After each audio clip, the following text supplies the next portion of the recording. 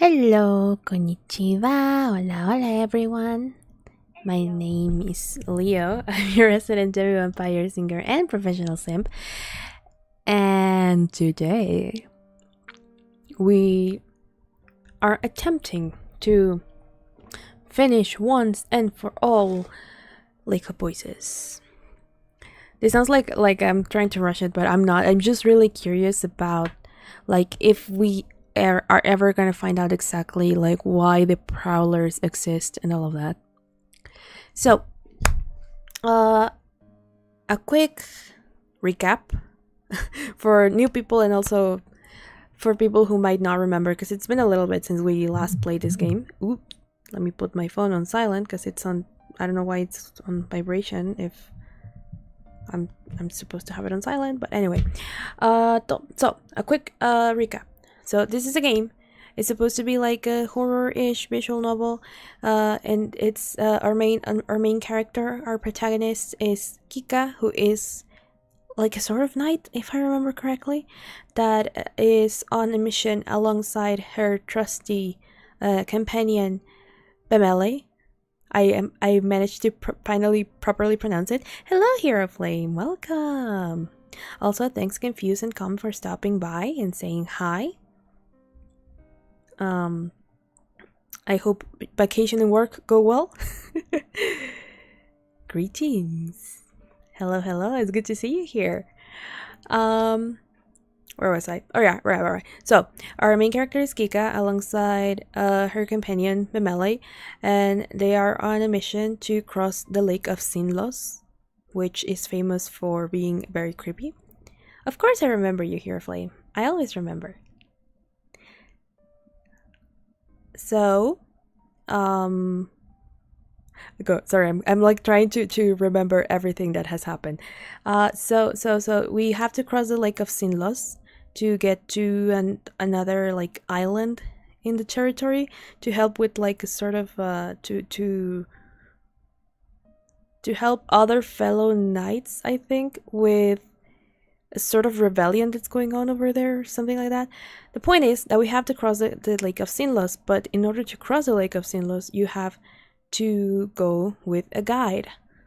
Because at night, the lake is very, very, very dangerous, and the bridge to cross the whole thing only appears at night. During the day, it does not exist, and the lake at all times is filled with these creatures called prowlers that are out to get us.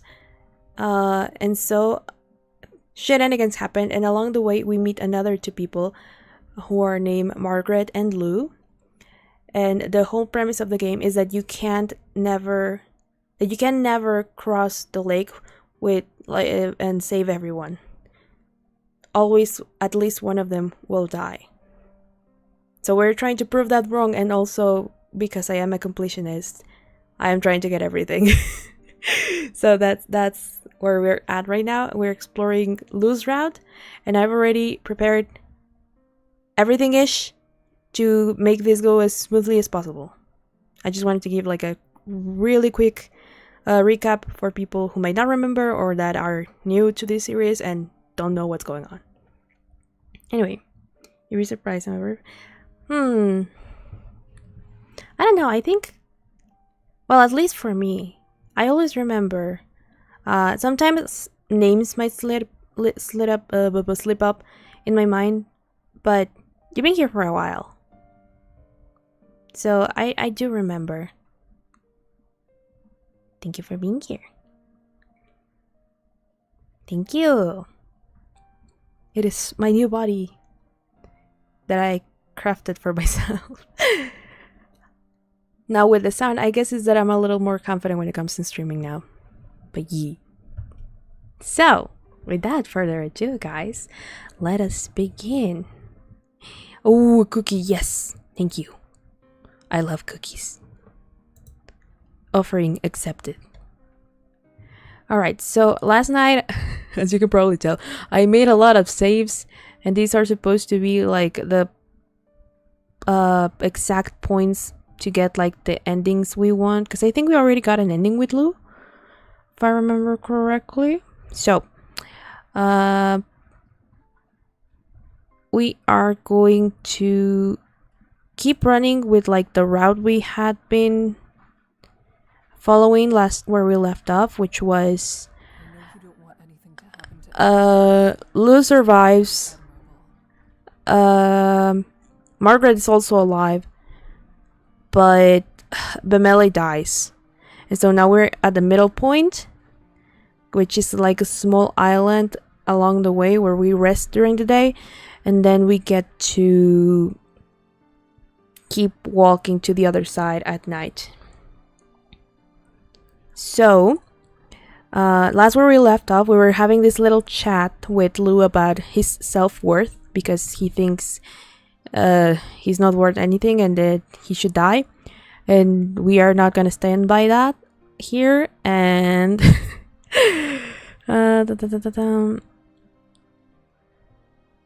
oh no, it's, why is it slow? No, is it because of my probably because I have my browser open, but I need it for the sections, so we're gonna have to deal with it.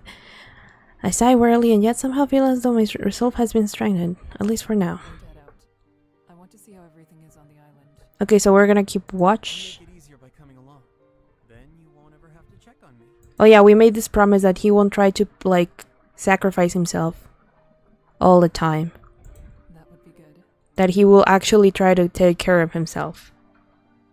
Oh, is the audio not playing, or is it very low? Cause this game has that tendency. Let me just do like, I don't know why the audio is like super low. Well, let me just crank it up a notch. Is it no, voice volume is at like its peak, so I cannot maybe I lower music volume.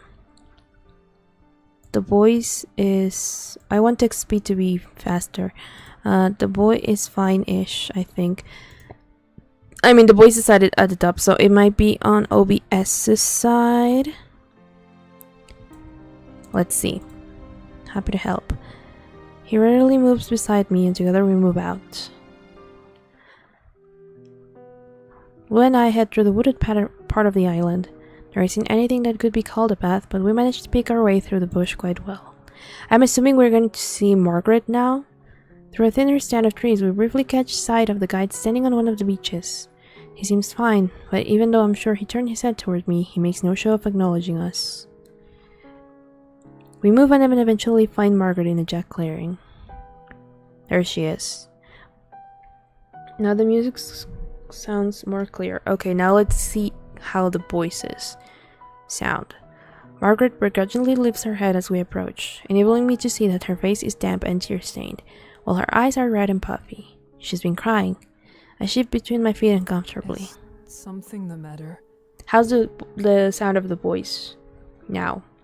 Because I think last time I had this issue that I don't know what got like turned down. It was probably the OBS. So, yep. Something the matter? Margaret's glance moves to Lou. She laughs without humor. Are you keeping an eye on the rest of us to make sure we don't get into trouble? That's not it. Anything could happen, so it is good to stay alert even in daylight. Lou is here because he was also concerned. Alrighty, then it's all peachy. Great. Well, that's nice. She speaks somewhat curtly, but at least she no longer seems as depressed. So this is Lou. We found him in the middle of the road, and the guide, who we have not seen yet during this stream, tried to tell us to like not take him along, that we are better off without him because everyone will probably die if he comes along. But we decided to bring him on anyway on our journey, and in fact Bemele died after that. And this is Margaret, someone who joined us on our little journey to cross the Lake of Sinloss right at the beginning of this story, who also needs to get to the other side for unknown reasons. She never tells us really. Does this mean you don't have something to say? Margaret shakes her head. I'm happy to report that everything's in order on this front. I'm glad. Of course, I cannot fully believe that. Margaret isn't saying what's actually on her mind, but I have no way to truly reach her. Is that everything? I suppose it is. My words come out slowly and hesitantly, as though she might change her mind if I bide my time. I want to do more, but I cannot think of what else I could do for Then her. goodbye. If you need anything, we will be close by. Yes, thank you. I'm sure I'll see you soon. Her response is sincere. It is enough to ease some of my worry. I smile, though weakly. We leave her be and head off on our own. And if you guys are like wondering why she's It's so good to know the others are well. curt with her responses, is because she's very affected by the death of our companion previously. The others are well when there's only 3 of us, of course. We have nothing to do with our time now. Even I can't ignore the wistful tone in my voice. Something is tugging at my heart, trying to tear a piece away. Lou seems uncomfortable with my lowering mood. He stares out into the woods rather than at me. I think I'll go to the shore. His words snap me back to hard reality. What? Why?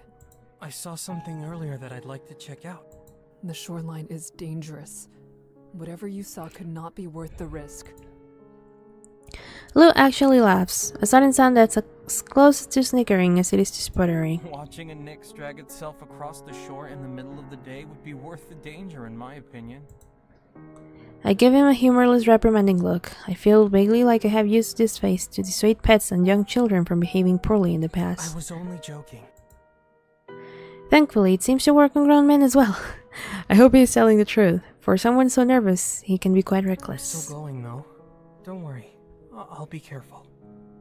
We talked about this. Also, apparently we can romance everyone here, but so far I have had no luck on any sort of like romantic-ish ending. Just dead and suffering. He gives me a Effacing, is that how it's pronounced? Loop-sided smile. You said you didn't want to make me watch out for you. I'll be back soon. You won't even notice. I sigh. Part of me wants to keep lecturing him on how serious this is. I just want him to be safe. Hold on, sorry. Ugh, sorry. But I fear I don't have the words to convey that without making this the situation worse. Fine. Margaret and I will come. I think I will come. Because we're supposed to get like the romantic-ish. At least I'm trying to get something. Even though I don't really like Lou, I feel like I feel very off about him. Lou brightens. Of course you can come. I'd enjoy that. Oh, also, I'm just remembering, like, I'm like, why are we doing Lou first out of the three? And I'm remembering now that I made a poll last time to decide the order of the routes we were gonna do it in. And Lou was first because everyone agreed that so far it's our least favorite character. I get a feeling he was hoping I would say that. It is not as though I don't want to be around him, the farthest thing from it. It is the activity itself that's the problem. Despite our reservations, we head to the beach. Lou strides easily across the sand, his bare feet sinking down in the loose greens as he stretches his arms contentedly. It is so much nicer out here. It probably is nice to have like the sea breeze around you. I make sure to stay close behind him just in case. I would not want him to go off on his own. Why does this game make me go on tangents? I just realized, like, I didn't tell you guys yesterday on the return stream that I tried to go to the beach while I was away where I was at, and I made like a whole trip, a very long trip, and it was closed. And it was closed. It was but for a very like understandable reason, but it would have been nice to know beforehand because it was a very long drive. Lou notices my position out of the corner of his eye. He seems so distracted that he's forgotten I'm here, it seems. This is a cute music. He takes a wide step back, so we are side by side instead. I can't help but be surprised by his assertiveness, and it makes me grin nervously. You know what I mean, right? Yes. The shore has its positives. I find it hard to navigate the loose sand in my boots, but Lou has little trouble here. There are only a few rag bandages wrapped around his bare feet. I have to wonder how he has been faring thus far. The forest floor is rock hard and full of thorns. I clandestinely check for any signs of bleeding. Thankfully, there are no traces of it. It also does not escape me that losing one's shoes is an uncommon occurrence. They must have been stolen, or he did not have any to begin with. Between my swirling thoughts and Lou's quiet self-assurance, we have walked in silence for a bit. It should be a good chance to ask questions about his life. Where he comes from, what does he do for work, if he has any other family. However, I cannot help but assume he would shrink away from such attention. Lou catches my gaze and inclines his head, a whisper of a smirk on his lips. Is there anything on your mind? Something you'd like to ask me, maybe? Oh. Yes, I'm surprised you brought attention to it. Ooh. Lou snickers in a self-aware sort of way. When you're as suspicious as I am, it's pretty easy to guess that people will have questions. I smile faintly. His openness is certainly appreciated, but the look fades as quickly as it appeared. I turn away. I think I've asked you enough questions. Lou's expression sinks into melancholy. He holds my eyes in his own, tightly locked and refusing to let go. Then he speaks, unbidden. I've done odd jobs most of my life. The only title you could say I've had is Messenger Boy. Messenger Boy. Interesting. He hangs his head in embarrassment over his achievements and begins to drift further away. That is nothing to be ashamed of.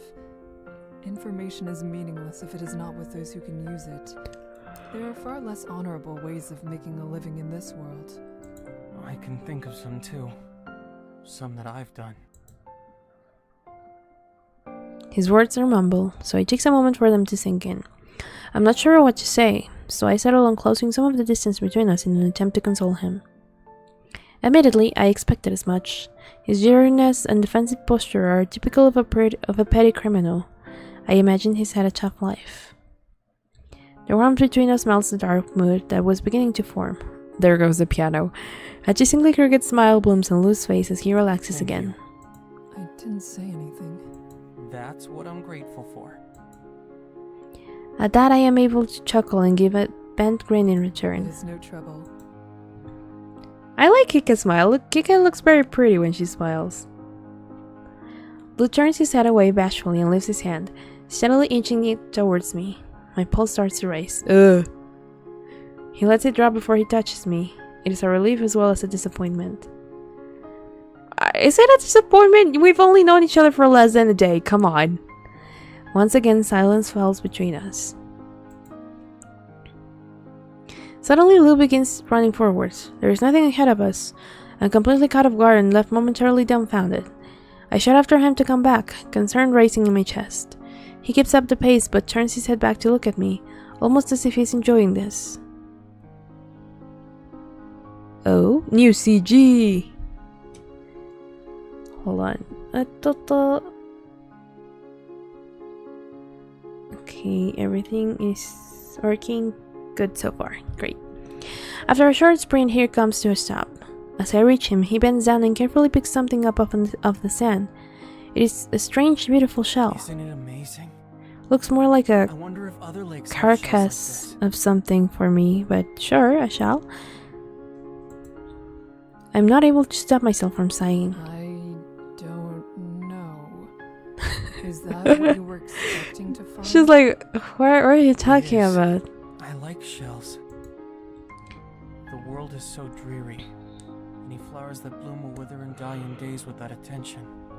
I can't find a way to appreciate such fleeting things. It's only sad. I mean, but shells are things that are left behind by the animals, right? So, as he speaks, his voice descends into despair, dropping so low I almost don't make out what he says. I cannot think why this shell is impacting him so profoundly, but I want to comfort him somehow, regardless of if I can truly comprehend him. Shells are beautiful and they can persevere. That is something I respect. It is good you were able to find what you were searching for. I think so too. He lets himself remain lost in his moment for a second longer, then gently offers his meaningful shell to me. Why don't you keep it? Ooh, I switch. It can be a reminder of me. Why? That sounds like something someone who's about to die or having intentions of doing that would say. I have no idea what to say. Those words seem so harmless and yet foreboding. Despite my silence, he continues to hold the shell out for me to take. Cautiously, I reach up to accept the gift, afraid that a wrong move could somehow hurt the shell or even him. When I have it, Lou places both his hands over my hand and the shell. Physical contact. He continues to make it difficult to speak. It takes some effort to hide the bashfulness. The bashfulness in my voice. It was no trouble, Lou. Really. Thank you for this. However, even if you didn't give it to me, I would not forget you. See, Hero Flame? It's hard for me to forget people. I don't know, like... I feel like everyone in chat impacts me, even if it's just like a little bit in a way. And that's why I always remember. Like how Sebas was here. I don't know what they're doing nowadays, but I hope they're doing well. You know? He looks happier than I've ever seen him as he presses my hands more tightly. I'm so glad I met you. Likewise. I'm happy we crossed paths. I hope that will never change. If you think of me from time to time, it would make this all worthwhile. The only thing I don't like about this is that it's like kind of supposed to be romantic-ish. I would like to leave this more as like a platonic thing or like a friendship. Yeah. I am glad. Ooh, change. That little sound sounds like it's like a. How does it say? How is it? What's the word for it? It's like the sound that it gets, like that it makes whenever like a decision is important, like your route is changing based on your decisions. Even if it is a more generous view of his than I would give, I relish his statement. Lou is finally showing some optimism towards life. I still am unsure why Lou came here to begin with, but it eases my mind to think that he may not have to regret the choice. Lou pulls away, locking a door I barely peeked inside. We can head back to the forest now. Right. That is for the best since we still need to rest before sundown. We will take the smoothest route back to the clearing. Do I look so fragile? Yatta! Kind of. I mean, you look muscular, so you must have like some experience with something, but you're kind of a wimp at the same time. Just saying. I'm not impressed with his attempt at humor and look squarely at him as I speak. My voice completely deadpan. Anyone would have trouble with no shoes. I think you would say I needed to toughen up. I shake my head fondly. His elusive way of speaking has grown on me some. Come on, we should go. You know what also hasn't changed about me? The way I can't properly read. The way I fumble my words. Together we return to the woods. In what feels like no time, we enter the clearing. Margaret is already there waiting for us. She greets us with a smile. Hello. I suppose we all had the same idea of coming here a bit early. Hello, Margaret. I missed you. The three of us quietly wait for the guide's arrival, occasionally chatting with one another as we rest. The sky turns orange as sunset comes upon us. As the color seems to drain from the world, being consumed by the fog, the guide makes his appearance. This is the guide. The very beautiful and mysterious man, who is also kind of a dick because he's always like looking out for his best interest and not ours, but it's whatever. Hello, Geek-san, welcome! As the color seems to drain... makes his appearance. Lou avoids eye contact with him. It's almost time. Alright. I nod and feel myself grow tense. We truly are about to return to those bridges. All of us wait in an uncomfortable silence until night falls. We silently stand as one, forming a vigil of sorts. Our remaining lanterns illuminate the dark, prepare for tonight's journey. And yet, the way forward does not appear. The bridges haven't risen from the depths. Oh, so this time they do not rise again. Is it because we burned the bridge last time? Whenever we have to like burn the bridges. Because there was one specific route we took at one point where I think it was just Margaret and us. And this thing about the bridges not rising did not happen, but I don't remember which one was it. So interesting that whenever there's another two companions, this happens. Every time. I glance to my side. The guy doesn't look at all pleased. The corners of his mouth have harsh bend and as he briefly loses himself to heavy thoughts. We must go to the shore. We must go to the shore. Okay. He doesn't offer an explanation for why. Instead, he goes on without us. I follow after the guide, my forehead creasing with swelling worry. Behind me, I hear Margaret and Lou's unsure footsteps. The four of us press onto the shore. The dark waters lap at the edges of the sand, and, as expected, the maze is still hidden beneath the surface. The guide grips his staff tighter still, his knuckles turning ghostly white. He sucks in a breath of air, like he's about to speak, but he hesitates. We all stare at him expectantly. After a moment more, the guide is fed up with waiting. The bridges are late.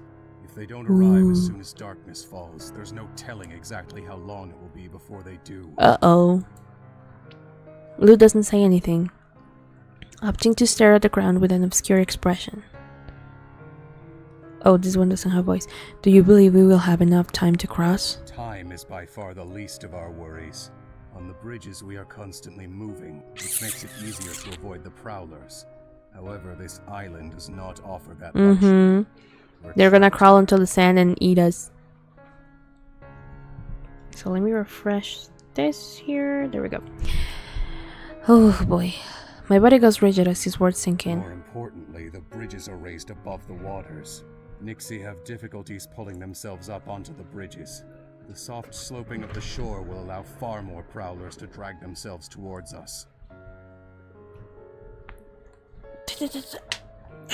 Sorry, I was stretching. Not all will be as dangerous as the ones we've encountered thus far. However, we could easily True. be overwhelmed. A pit forms deep in my stomach. I stare at him, aghast. I had no idea the situation was that dire. I glance from the waterline to the trees. What I'm looking for, I don't know. A sign of what might be to come, perhaps. Margaret moves into discussion. Her mood is rapidly declining as well. Then what should we do? We shouldn't stay on the shore if the monsters could be coming towards us at any moment. The guide closes his eyes and suddenly looks very worn Staying in down. the center of the island is the safest option. However, there's the risk that we may not be able to reach the bridges when they do rise. Prowlers could have taken full control of the shore by then. Remaining here with our lanterns will ensure the prowlers cannot move freely. My brows involuntarily knit together. I don't like the sound of taking additional risks in an area that is already so dangerous. But our options are I thin. will not be kept on this island for another day, so the shore is where I will be. You may wait at the edge of the forest, or even at the center of the island if you fear being attacked. If the prowlers come between us and you fail to make it to the bridges, I will leave you behind. Yeah. This is what I mean by him being a dick sometimes. The guide has made his decision and we must make If you were ours. staying by the shore, perhaps I could be positioned somewhat further back from you. And then the others could stay further back still. That would keep us safer, without having any major gaps of darkness between us and the shore. True. Also, I'd say that's like if it wasn't apparent, the Nixie or Prowlers are not very fond of the light. This game is just a light, or do our actions have consequences like in the novel? Yeah, this is a visual novel, a horror-ish visual novel, and our actions have consequences. We do have routes, and what we choose, like not every single decision affects what we are doing and the ending we get, but yeah, most of them do. So yeah. The reason why, by the way, for people who don't know, I stay quiet when they talk is because whenever a visual novel has voice acting, I want to like respect that and show the work that was done, because that is a very what's the word for it? Like, I have a lot of respect for voice acting, so I don't want to like talk over the people who work so hard to get this or to make this and disrespect that. So yeah, that's the only reason why I like stay quiet for periods of time when they're talking. So yeah. Fine.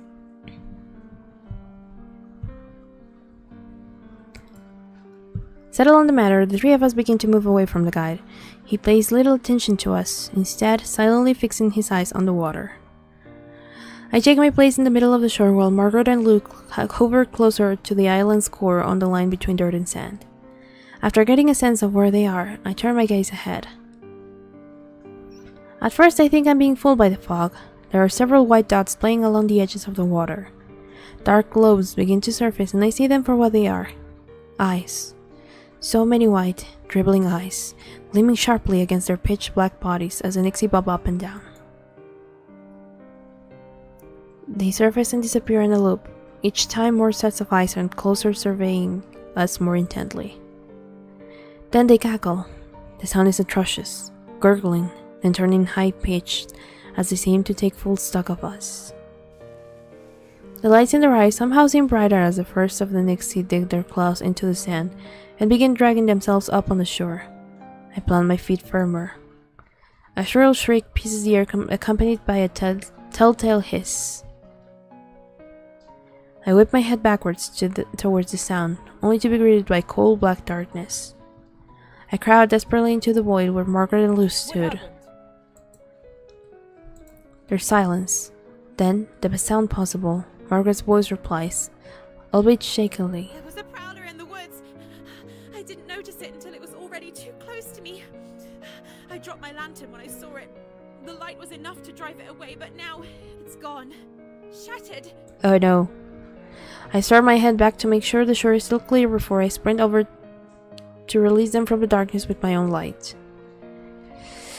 Margaret stares down on the ground dejectedly when I arrive. Yeah, because our source of light is gone, so we are in a more difficult position now. Lou stands nearby. He avoids eye contact by awkwardly looking away as I approach the two closer. We can make a small fire for light. Margaret sniffles loudly. That may work for now. But what will we do once we're back on the bridges? We will manage. Yep. I speak firmly, trying to assure her. I can't even guess how effective the attempt was. Please, clear some space while I gather kindling. Lou looks startled at suddenly being addressed, but quickly nods and gets to work, pushing away the leaves on a small patch of dirt. Margaret moves to help him, though she still looks terribly upset. I feel awful. It wasn't her fault. We dig a few inches down in the sandy soil before making an edging with the rocks to stop the fire from giving us a repeat of last night. I layer the fuel quickly and light a match at the base of the pit. Margaret stokes the fire with Lou looking on. Also, Lou doesn't have a light, does he? Oh no, we're actually in real trouble. Because Lou already didn't have a light. Or no, I guess that was also what happened with Bumeli when we're with Bumeli instead of Lou. Because he loses his light very early on. So it makes sense, never mind. Still we're in trouble, but oh well. The grass ignites easily and showers the area with enough light to keep anything else that may be lurking in the forest at bay. I release a discreet sigh. We're truly lucky no one was injured or lost during this ordeal. I keep that thought to myself, however. Hearing it would only make Margaret feel worse. You should go back to your position, Kika. It will all be for nothing if we can't make it onto the bridges in the first place. I mean, true. Right. I force myself to sound We're going bold. to get through this. Margaret attempts to smile at me. Lou views her empty expression for a moment, before turning to move towards a nearby tree. He easily scales it.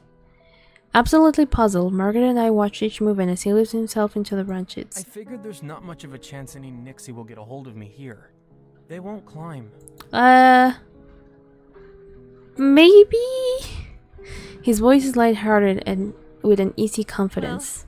Well, I won't bother trying to argue with that logic. Margaret has shaken off some of her sorrow, being in a better mood now. I smile to myself. I like to believe that Lou will truly be safe from those predatory creatures this way. With the two of them doing as well as they can be, I cautiously back up to my original position. I return my full focus to the shore. As we feared, this is becoming a pressing situation. More prowlers rose from the waters while my attention was on those two. They've surrounded the guide on both sides, oh yeah. He remains where he is, resolving to keep all the monsters near him in his sight. I grow more unnerved the longer I watch this. The guides seem impervious to the danger of sin loss. What is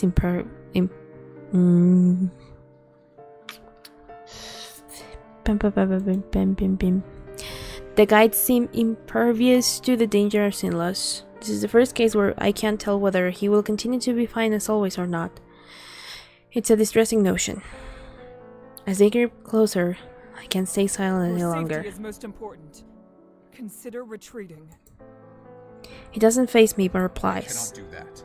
Nixie recognize signs of weakness. Backing away will only increase the odds of them attacking. I grip my lantern tighter as I swallow hard. What can I do? As if to answer my own question, a thought whispers into my mind, and I look down at the lantern in my hand.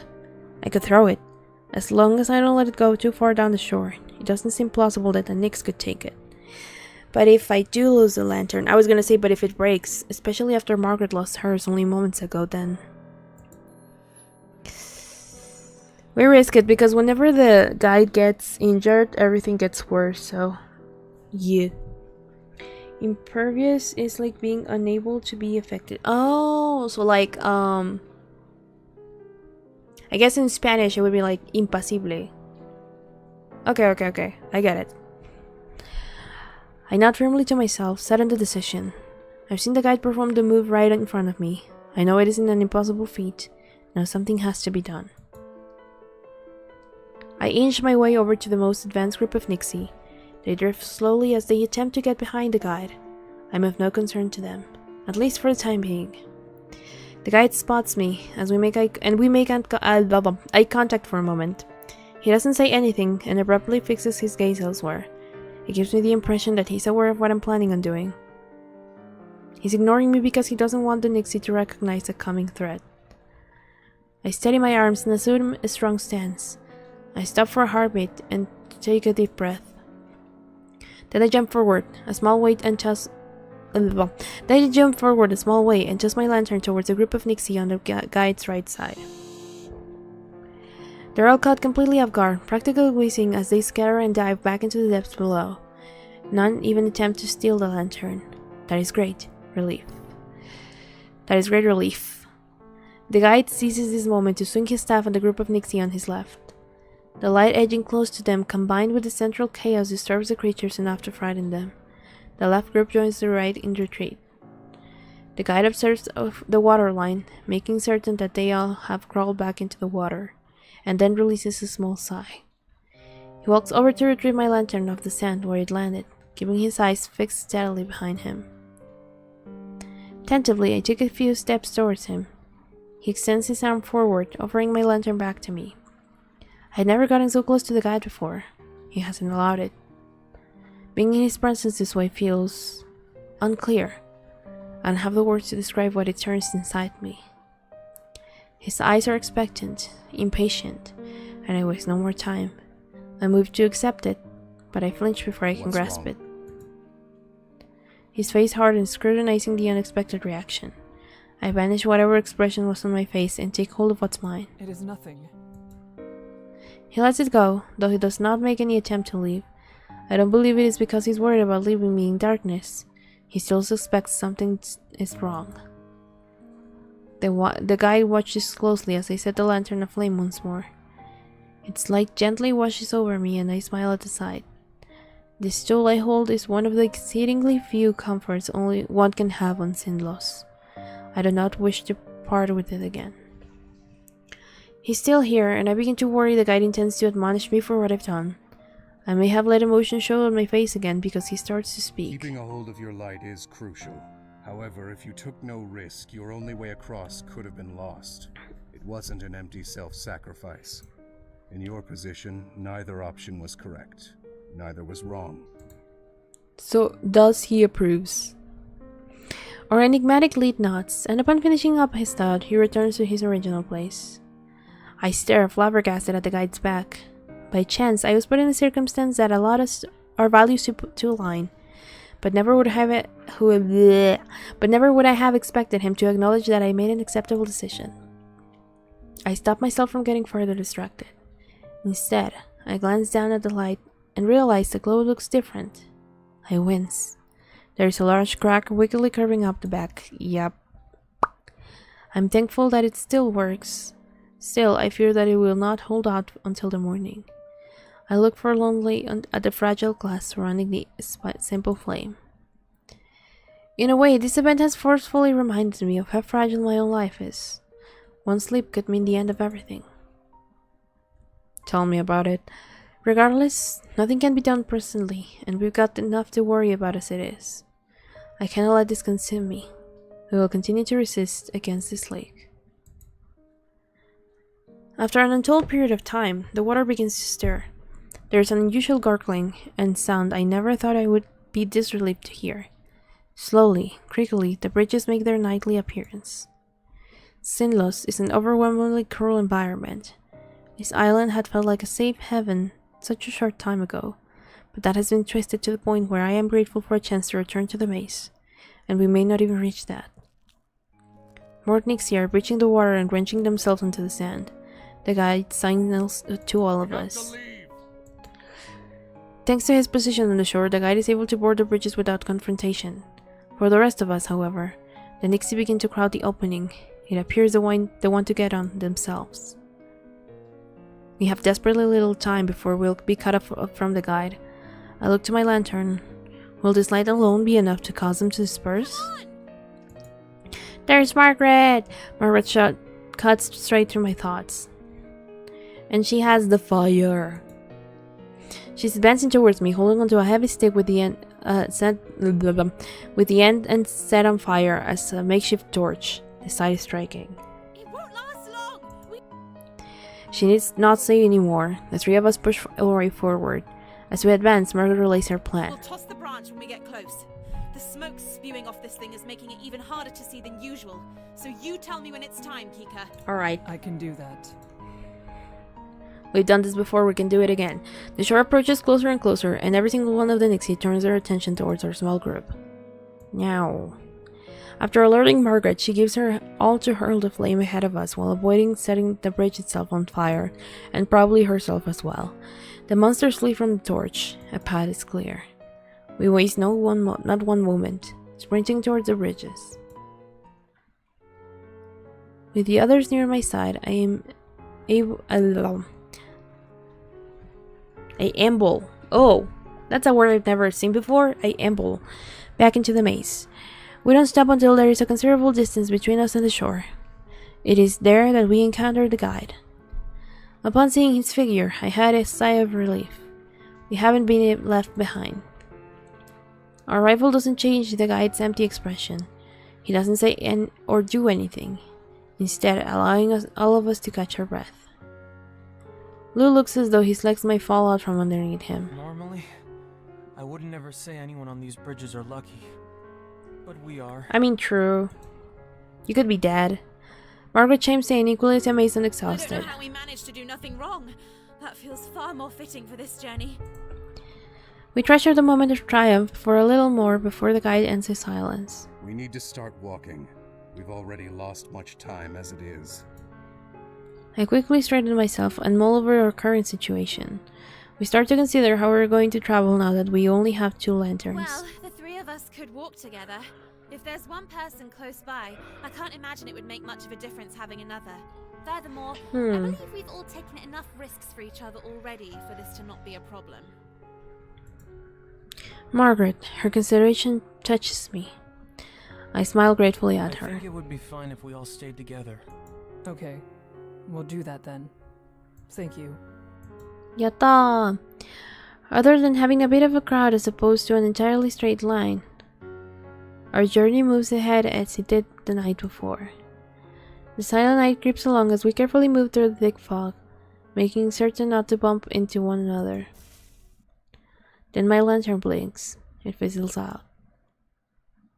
Actually, wait a second.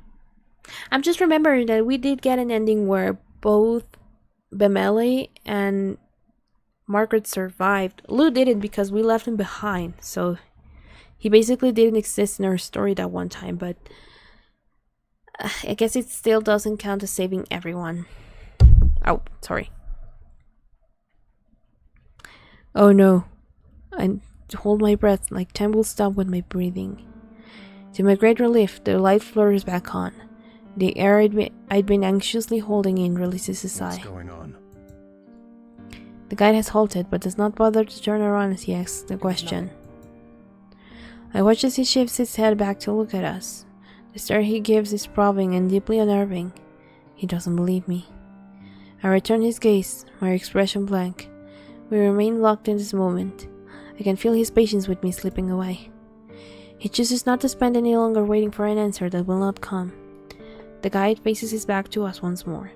He acts without a word, but I know he isn't satisfied. Our small group shares anxiety-ridden looks as the guide moves ahead. I look down at my lantern. The crack seems larger than ever. I feel as though I am cracking with it. There is nothing I could do to fix it. should it go out for We good. need to keep going. We shouldn't speak of this. I can feel that they're apprehensive over the situation and undoubtedly curious as to how it happened in the first place. However, this is not the time. I don't want to draw attention to this for fear of the guide catching on. The chattering of the Nixie bubbles up out of the darkness, and I gulp harshly. The thought crosses my mind that they too have noticed just what transpired. We walk for quite a bit longer. The voices whispering amongst each other has died down, but the squishing and clicking of prowlers has replaced them. It's difficult to trace the exact origin of the sound. All I know is that they're far too close for comfort.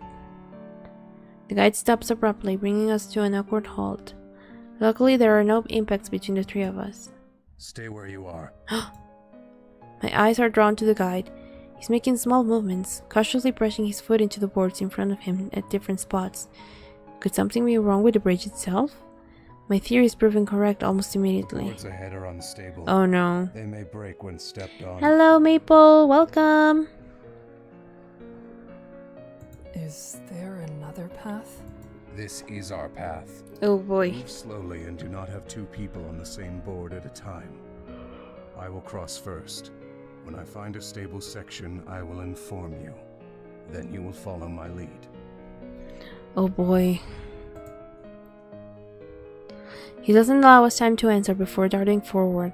His steps are light, but beneath him the wood creaks loudly. Why are the bridges this way? They can be burned into ash and will still rise the next nightfall. And yet this spot is less stable than the rest. Kinda. It is strange. But so far I don't think he is. The unnatural black water has a great deal of magic within. That is the most reasonable source of the bridges. If this maze is formed without an intelligent creator, that would explain its treacherous nature. True. Lou doesn't say anything on the topic, merely staring ahead. The guide breaks his cautious steps, testing the security of the Where bridge. I am now is solid. You only need to reach this position. Alright, We'll be right there. I face the others. To ensure that there is enough light for all of us, I will go second. Yeah. We need to keep enough distance between each other to not break the boards. Oh no. I don't know.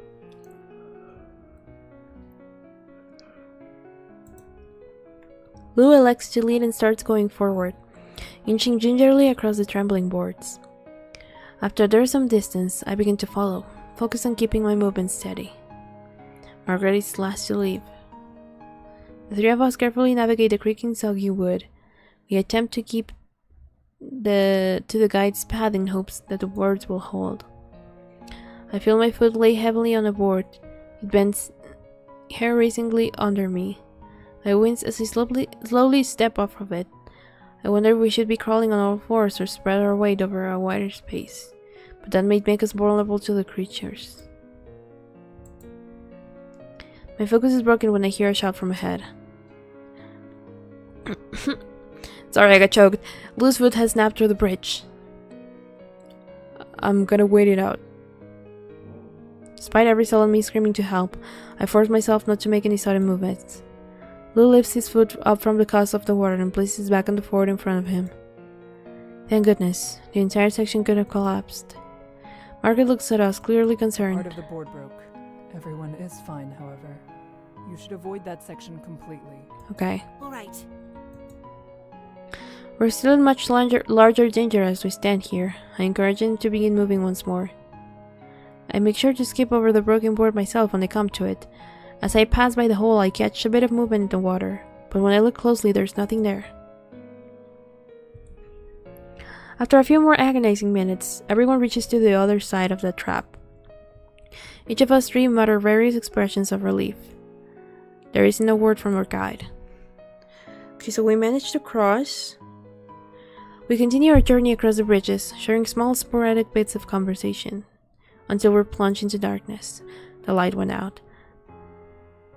I never seen this game before. This is a game called Lake of Voices. It is actually available for free on both Steam and itch.io, and it's a very good horror-ish visual novel. I personally have been liking it a whole lot. The story is very interesting, and yep, And if you guys, I encourage you guys to play it, because it's so well done and it's for free. Can you imagine that?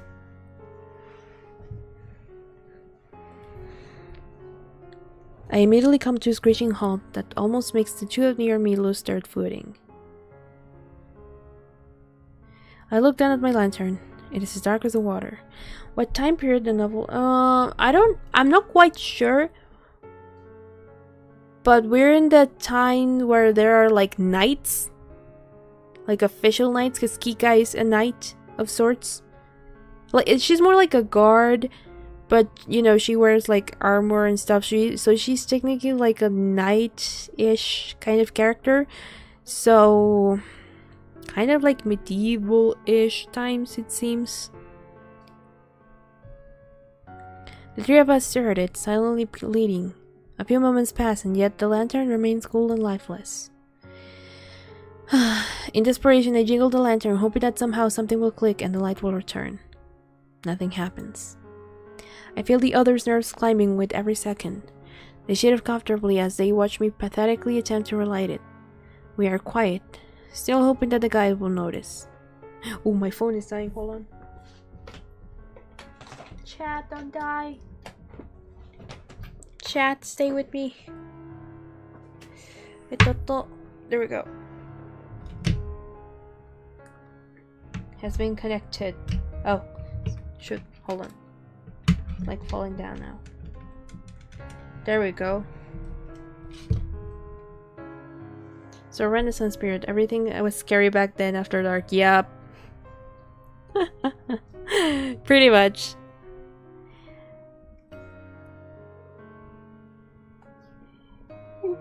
Sorry, I yawned. I cease shaking and tap at the sides of the cracked glass. When that doesn't yield any results, I open the lantern itself and look over the internal workings. I cannot reach inside. Despite its appearance, the metal has retained the heat from before, and I would be burned. Oh, yikes. As the darkness stretches on, I frantically try to figure out what the problem is from sight alone, to no avail. The light is gone. Yeah. Give it CPR.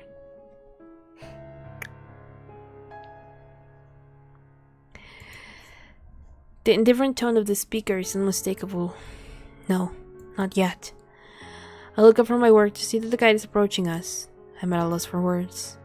He comes near at the edges of his light. He comes near, and the edges of his light shelter us like a blanket. Relight it. My hands begin to tremble. I know that it won't do anything, but I do as demanded and hope for a miracle. I attempt to get the inner core to catch flame, but the lantern refuses to comply no matter what I do. The guide's eyes widen as the full scope of the situation dawns on him. My two companions start nervously fidgeting and whisper about possible solutions, but I hear each one is getting shut down. What are we going to do now? Margaret's voice comes out shaky. I look at the guide forlornly. We're completely at his mercy now, if he has any to spare at all. He coldly surveys the three of us.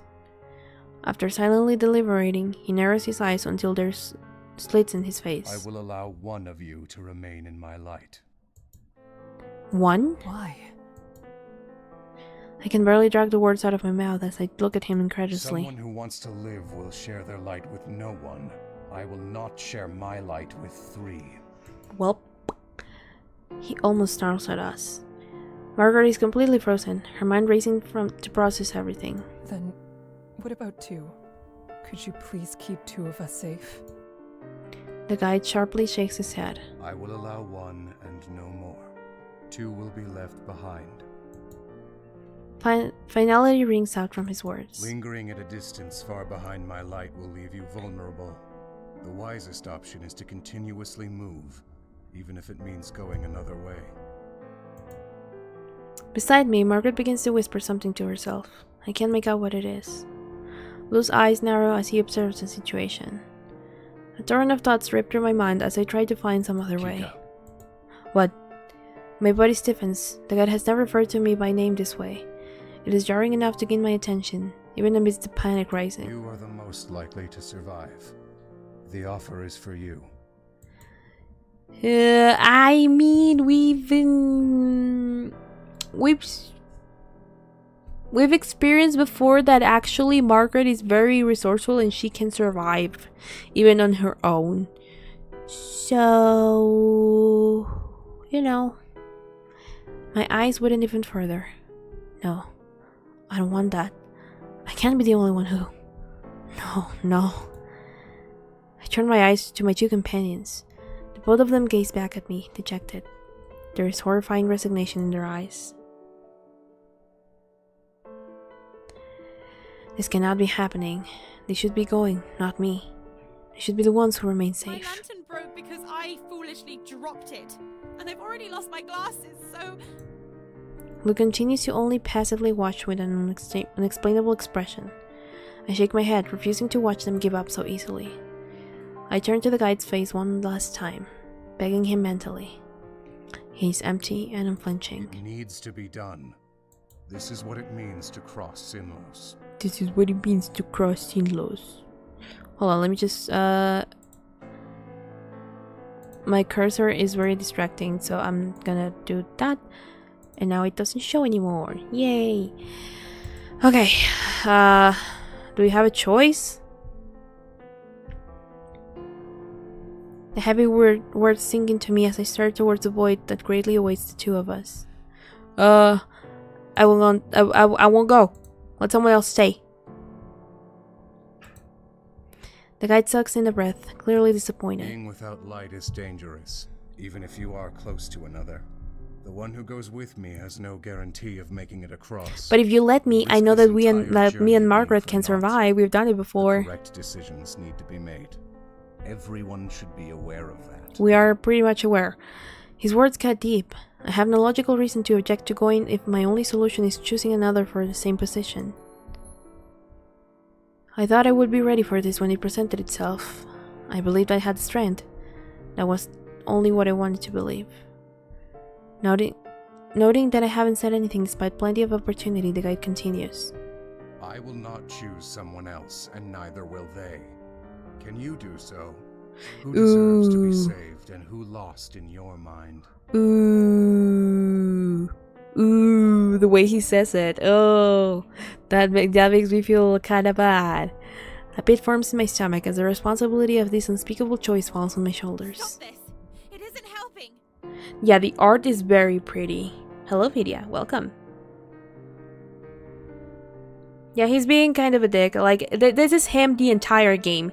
He only makes, like, choices that are supposed to be, like, for the good of at least one of you surviving the journey, but he doesn't really care so far.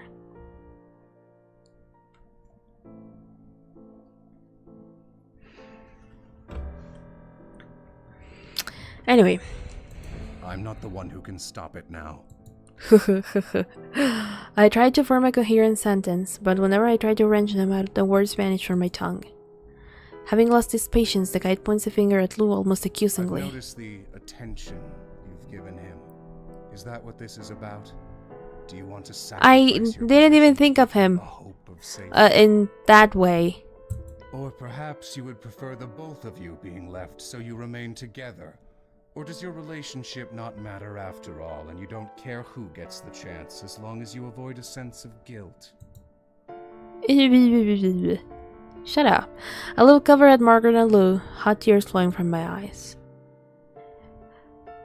He needs to take You Lou. have to take the other one, guide.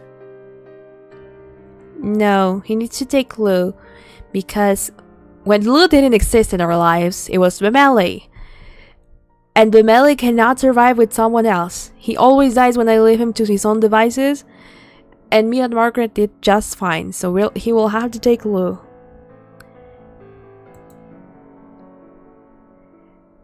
He speaks with no hesitation and everyone stares at him. Surprisingly, the attention doesn't seem to bother Lou this time. He seems completely calm. Kika doesn't want to go, and I don't need you. I don't need you. The guide audibly gasps at Lou's declaration. He doesn't speak either. Not from his usual indifference, but because he's completely at a loss for words. Wow. Lou shrugs the reaction off. continuing on with a derisive tone. You have your needed answer. There's only one person The way you he can speaks. take. I hope that you'll be able to prove your keep by getting at least someone across. Oh my god, I hate how he's talking right now, like all sassy. And, like, it's not even like a cool way, it's like, oh my god, you know. I don't like it. But fair point to him. The guy's face contorts awkwardly. However, I don't get an impression of anger. Instead, it's almost as though Lou's words have struck a sensitive spot. Without another word, he turns around and begins to walk down the bridge. You have to go. He will take you. But I don't want to. I look over to see Lou. Oh, Margaret, okay. I look over to Lou, encouraging Margaret to leave. Lou is nearly ready to start pushing her towards the guide. Why would you do that? She peers at us, vexed. Because it felt right. I chime in and Lou smiles approvingly. But I chose Lou, right? I did. I clicked Lou, right? Or did I imagine it somehow? Okay. So, okay. I don't know what's happening. Oh god, it's a lot. I chime in and Lou smiles approvingly. Margaret's eyes fill with tears as she scrunches her nose Well, up. you're wrong. I hope you realize. I shake my The head. decision has been made. You need to go. We will find our own way. And with no lantern. No less. Margaret wipes the tears from her eyes. She fixates on me penetratingly, and I know that she doesn't truly believe me. I mirror her look with equal gravity. Safe, please. There isn't time left. She looks silly. Renewed tears spurt down Margaret's face, dripping in a subtle rhythm onto the already damp wood. She opens her mouth and begins to say something, however it catches in her throat. She doesn't want to say goodbye. I don't either. Bad decision? Not sure yet. No, Maple! Oh well. You can always catch the rest of the bot at a later time if you wish to do so. Thanks for stopping by. She looks down at her voice drops to a whisper. For everything. She turns around, trying to catch up with the guide. It was almost unbearable seeing her so hurt. She didn't want to sacrifice someone else for her own safety as much as I didn't. However, I still hold to my decision. So, Geek-san, basically our light went out, and so now we're in complete darkness, and the guide told us that only one of us could cross. And I chose Lou because I in another route, I seen Margaret survive on her own, so she has better chances of surviving with me. But Lou was like, nah, take her instead. And so now it's just me and Lou, and I'm not feeling very confident about him surviving, or me for that matter. Yet I cannot help but wonder what Lou is thinking. By now that feeling has become familiar to me. Even so, this seems unexpected. We both stand alone, consumed by a creeping darkness. I stare quietly at Lou for a good chunk of time. He laughs nervously under my gaze, and his eyes dart away. Please don't look at me that way. I meant what I said. Besides, you promised to let me do what I needed to do. That was it, I'm sure. I watch him for a second longer before releasing a pent-up sigh. I can't say he's wrong. Lou is stronger than most give him credit for. Lou nonchalantly stretches his arms out, his elbows popping with emotion. Hey, he's just like We should me. start running now. I like stretch my arms and my elbows pop. I look down, my fists tighten in contemplation.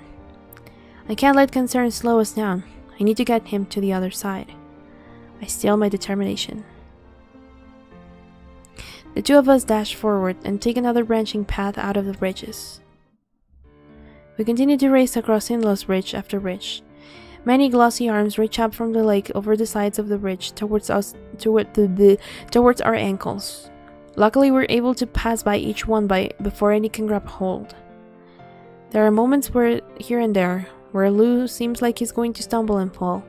However, he manages to keep himself upright each time and continues forward. Sorry, I got the hiccups.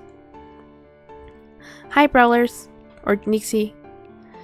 Our confidence is shattered as we turn down another path and are forced to come to a halt. In the distance, we see it. A mass of slow-moving figures creeping our way. And my eyes. Prowlers.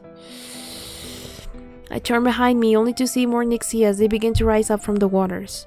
They stretch their crooked limbs across the boards. Droplets of cold sweat begin to run down my back. There is no clear path any longer. Even if we light a match to set aside of the bridge on fire, it is possible that not all of them will leave, and then we'd be trapped by both flames and monsters. It would also put the others at risk if the flames spread to them. I slowly slide my hand down my side to reach for the hilt of my sword. I leave behind a broken lantern. That won't do anything for us now. Stay close. I can at least clear the way we came so we can keep going. No. But the swords do nothing, I think. I blink in bemusement at the finality of his words. He rarely has the nerve to be so bold. Swinging your sword will only give them another option to pull you down with. Yup. I've heard stories. Please listen, Kika. Run away with me. We can make it. I look over at the monsters who are now clambering over the bridges towards us faster, and then back at Lou, who locks eyes with me without a whisper of doubt. It's clear he won't let me throw myself at the threat. Alright. Since you're better informed on how to handle this, then I will follow your lead. Let's go. Relief washes over Lou's face before it hardens again with determination. Let's go. Let's run for it. I nod and turn my head to the path ahead, crawling with monsters. We sprint down the bridges together, into the fray of contorting claws. I duck below Anix's grasping hands and jump over another reaching pair at the base of the bridge. I hear a small noise from Lou. With trepidation but still running at top speed, I whip back to look at him. Lou is fine. He simply shakes his head and motions for me to continue. Okay. Keep moving. I don't believe you somehow. Right. If I don't keep moving, then I'll only be getting in the way. However, I reach my hand back for him to take. Being distracted by thoughts of Lou stumbling will bring us both down. This can help. Seeing my hand waiting ahead, past those of the monsters, encourages Lou even further. He pushes his way through and grabs hold. I grip him tightly and begin to run again. We manage to clear the worst swarm of Nixie on the bridges. I take a moment to savor fresh air as I slow my mad pace. Lou is gasping for breath. However, he's got an eager grin on his face. The Nixie did not follow us, but they are much more too near for comfort. We meet eyes and both continue to run to put those creatures far behind us, still hand in hand. We start rushing across the bridges with renewed vigor, and don't stop until the wet sounds of crooked monsters are long behind us. I take advantage of the break to look around with more carefulness. It is nothing but the essence of sin loss. Bridges, fog, and the lake itself. I can see neither the interloping guide's light nor the shore. We are completely and utterly lost in this labyrinth of ever-changing bridges. The atmosphere surrounding this place is even more oppressive and dense in the dark. Now that I've been forced to take in our situation, I am engulfed by the sheer emptiness of it all. The silence is deafening. My thoughts turn to Lou. This is what he had to deal with before we happened to find each other. I felt so sure in my need to protect him, the boy on the brink of death curled up in a helpless ball. I felt a cold stinging of regret upon realizing that Lou is back in the situation again, thanks to my choices. Technically not. We told him to go with the guide, but he refused, so that's not my fault. Wonder if there's a real lake of voices to get. Ooh. Maybe. I turned to assess him. He bent forward over his knees, panting erratically as he tries to catch his breath. He's completely and utterly exhausted. Yet, when he catches my gaze, he looks up to me to smile at me. I jerk my head away. I'm wildly uncomfortable that Lou is much more willing to smile now than ever before. I have no idea how he could be so happy over this. I don't even want to consider that he's acting this way for my weak sake. I open my mouth to speak, but before I can put out forth one word, we're safe right now. I struck baffled by his choice of words given where we are. Sinlos is the Nix's territory. They felt inescapable. However, this lake is vast, and the Nixie are not omnipresent nor and the Nixie are not omnipresent nor omniscience. Luke catches me looking for any signs. I noticed that Nixie can't be everywhere in this maze. It's huge. Now that we're away from them, we just have to be quiet. Okay. Of course. But then how many Nixie are out there if they cannot cover the whole lake? And why is there only like a specific number? Because technically speaking, then you could like swim to a certain point in the lake, which would not be wise, but technically speaking that is a possibility of like swimming at a certain place without the Nixie catching you because they're occupied elsewhere. But I guess it really depends on like the scope of how many there are. We should take this opportunity to fully rest. Then we can progress somewhat slowly for a time. Capturing the attention of those beasts with loud steps is something we must avoid. Okay. Lou nods. The two of us stand quietly together, regaining our strength for the path ahead. After a short period of time, we start to make our way across the bridges as cautiously as possible. He starts to move ahead of me. I follow behind closely. Lou stares out at the lake with a listless expression, and he seems entirely entranced within his own mind. His expression is dark. His thoughts are almost oozing gloom. I make no attempts to interrupt, allowing him to process his thoughts on his own. Unfortunately, his true concerns are still a mystery. I feel powerless to help. What are the odds the two of us would end up getting left behind by the guide again? He chuckles, and the nervous smile of my own forms at the sheer irony of it. I cannot say. It isn't exactly the same, however. This time, it was you who chose to be with me. Ooh, 10 out of 10, great, nice. How could I not? There isn't anything else in this lake that's worth standing by. The affection in his tone causes me to smile more honestly. We continue under near identical pathways together. After his short comment before, Lou has stopped speaking again. We're rather aimless, but there is little sense of panic between us. Somehow, the complete isolation makes it feel as though there are no threats. There's only us in a never-ending void. I force myself to shake off such thoughts. I need to remain focused. The end will come whether we arrive at it or not. A little later down the path, Lou suddenly seems to escape the snare of his mind once more. He gives me an inquisitive glance. Are you still curious about me? I wouldn't mind sharing more if you'd like. What do you mean you can't give specifics? Like, but if that's fine, then...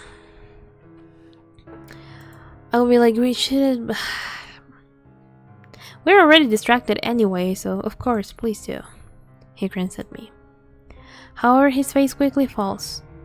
He has to look away as he prepares to open I up. was the black sheep of my village. I wasn't ever able to Not the accomplish piano anything. music, this is not the time, I felt come that I on. never belonged. I couldn't go anywhere else. It wasn't possible for someone like me. I didn't exactly want to leave, though. I only wanted to feel I was Oh, no. worthwhile, that I was wanted. Oh no. I cannot fix him. I tried again and again to be that to someone, but it was pointless. He chuckles bitterly. Like myself. I pointedly give him a frown. He ducks his head further. Probably don't know that much about me by this point, huh? I'll move on. During one of my attempts to be of any use, I made some mistakes. Some. I got caught by people who threatened my village. I didn't have the nerve to stand up to them. I put everyone I knew at risk. I had Okay. a chance to make up what I did, but I I didn't take it. And now this is where I am. Then why were you trying to cross the lake? Or was your plan the whole time to be like killed by the Nixie? The worst part is, the longer I'm here, with you, the less I regret it. No matter what happens to them or me, I wouldn't ever want to change my decision to go. Oh my gosh. I'm such a selfish coward. At least I'm embracing that now. After 1 week self-derisive laugh, he sighs in defeat. I want to help Blue. I wish he could see his own worth. However, my mind is distracted. Something in his story strikes me. When we first found him, he was heading the opposite direction of us. He must have started from the other shore. That's what I've been thinking this entire time, but because he hasn't said anything, I assume that maybe I'm wrong. There's only one village located around that direction. Are you from Hemmer? That's where I'm heading. It's currently under siege, and I've been asked to assist in pushing the Brigadiers back. He wordlessly stares at me. His expression is clouded with unreadable emotion. After a moment, he turns to the ground and murmurs No softly. specifics, I'm sorry. He tries to sound lighthearted, but it's clear that he's shaken. I try to offer him a sympathetic smile. I understand. The people there will be alright. I will make sure of it. That's good. Lou acts as though he chose to cross inlands only for his own sense of self. However, I silently wonder if there is more to it than that. Was he crossing to find help on the other side? Despite my curiosity, I couldn't ask him to elaborate. It's clearly a difficult topic for him, and I already agreed to not get specifics out of this. I reach over to him and gently stroke his back, from the nape of his neck slowly down to his spine. He shivers at my touch. Though it is in no way from discomfort.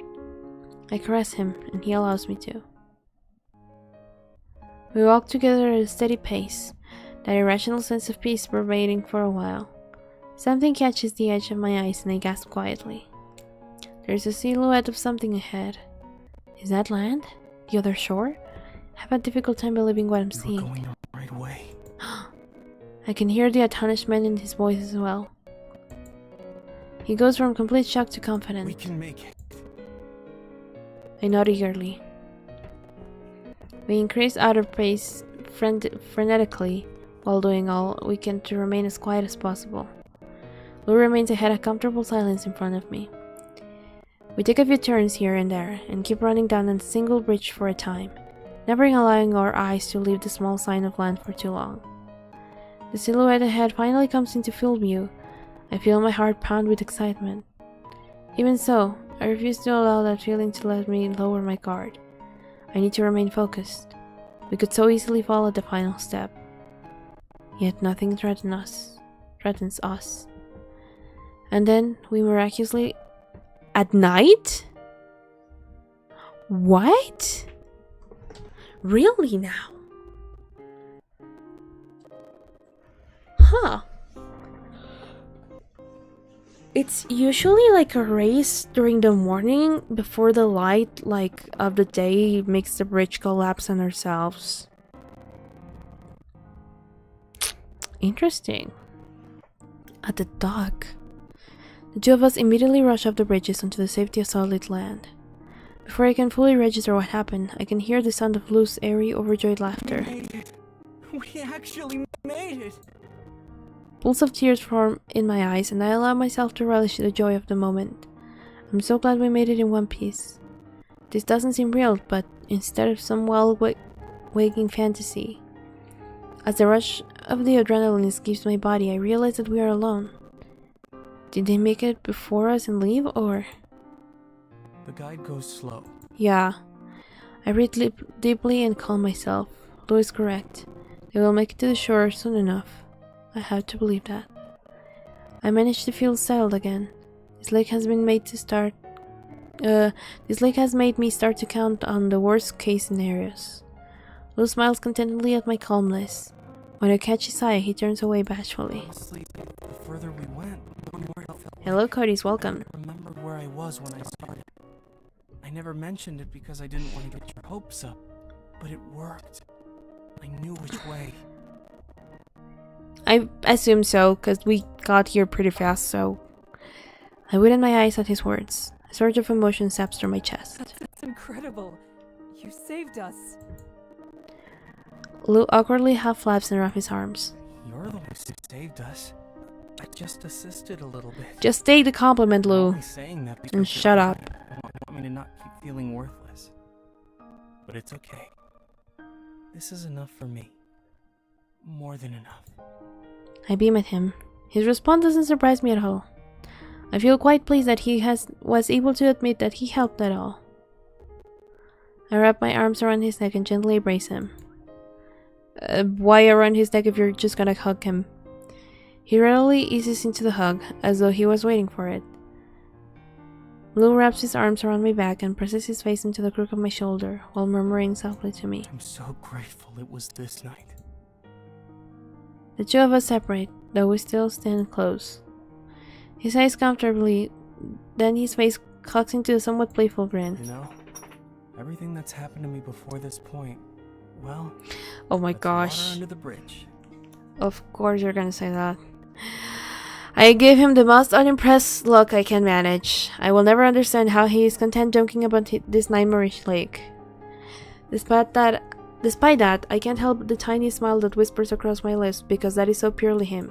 Lou snickers.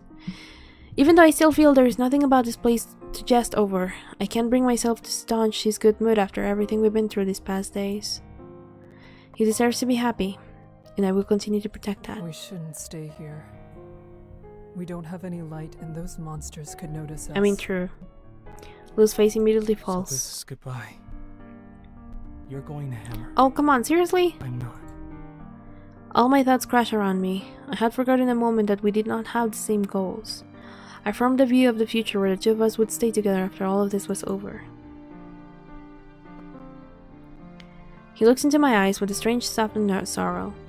I can't place what it is, but something about it causes a knot in my chest. I almost choke on my words. Where will you go then? If you don't mind telling me. He simply looks away. I wait for a moment, and when he doesn't continue, I do. If you have nowhere in mind, you should come with me. Where I'm going won't be safe yet. However, it will be soon, and I will defend you until it is. He bites his lip, though finally is able to face me. I'd like to. More than you know. But I can't. I need you to trust me when I say that if I did go... He's probably in debt with some people. He owes some money, and they want to kill him or something. And that's why he can't go. He looks the same as when I first met him, holding himself together because if he doesn't he might fall apart. But now something within him is different. It's stronger than the utter despair of failure from when we first met. It's solid, unwavering, and accepting. You don't have to come. I understand. Still, I'd like to see you again. He makes a small noise, something between a whimper and a grunt. Lou I nods. want that too. That was a When you have weird sound, chance, I come guess. back here. I'll wait for you. I promise. Sure. I blink in surprise. Lou, that doesn't make any sense. He simply smiles. I suddenly get an urge to hold him. Maybe it doesn't, but that's the only option we have. No matter how much I hate this shore, it's close enough And far and enough. far enough. I stare at him intensely, trying to understand what's going on in his head. He weakly looks up at me and waves. Goodbye, Kika. Alright, bye Lou, see ya. Just go away. In a blink, he's gone. I managed to just catch a glimpse of him dashing off into the darkness of the forest. I try in vain to call out for him until my voice goes hoarse. He either doesn't hear me or doesn't listen. Lou completely disappears into the night. I stand there, stunned. I quickly shake off the shock and step into the forest. It's no use. He's not on the pathway and there's no chance of where he could be. He's gone. Trace, not trance. I realize a tear is falling down my cheek. I wipe off the errant tear and ball my hands into fists. I vow myself that no matter what happens, I will return to this lake for him. I have to find him. I have to. This can't be the last time. Lou, please wait for me. Alright. I failed to help another during my journey, I could not afford to fail the villagers. They were grateful to see me, for it was a desperate situation in need. The urgency meant that my mind was occupied with other matters. I worked tirelessly to aid Hammer's own guards in forcing back the brigadiers. But during the moments of calm and when the sun went down, I would remember the lake. The villagers were alarmed when I arrived on my own, but it did not take them long to guess what must have happened in Bemele. Having to recount the terrible story was almost more than I could endure. Yet I know that it will be even worse when I must tell my fellow guards back home. They deserve to hear the truth from me. After putting Sinlos behind her, Margaret explained where she was originally from, though she has no plans on returning. Huh. This is new. Margaret usually never explains where she goes or why. Despite leaving everything she knew, Margaret boldly looks towards the future. I respect her for her bravery, and I hope for nothing more than her best. I have not heard or seen the guide since then. He will remain obscured in that realm of fog and fear, a mysterious light off in the distance that is ever out of reach of the real world. Then, once the situation was stable enough for me to take some time for myself. Oh, so we did okay. I arrive on the shore of Sinless at dawn. It is late enough that only the lonely dog remains. A small monument to the horrifying maze that haunts the nights of this lake. I weave my way through the thick and fog-jagged roots. I have little idea of what I'm supposed to do, since Lou ran out before making any actual plans. I wander around searching for the boy. I peer across the trees and rocks, but there is no trace of him to be found. Kika. Hi. Hi. I hear my name being called in the distance. My heart jumps. I recognize that voice. It's the icy tone of Sinlos's only guide. I turn to see him walking towards me. It's expected that he's here. Still, this is far from the reunion I'm striving for. I have difficulty not being somewhat bitter. He appraises me quietly before homing an understanding. You came back for him. Yeah, my defenses shoot up. How do you know about that? His eyes bore deeply into mine, and I feel a chill on my spine. He's dead. He was executed.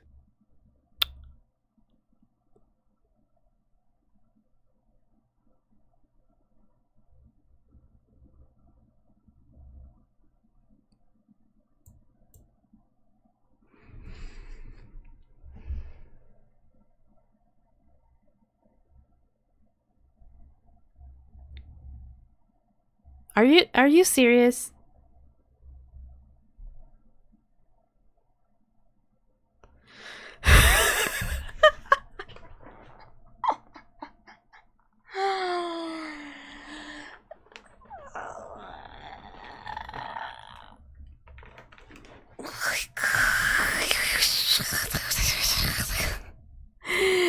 All of that. All of that, and for what?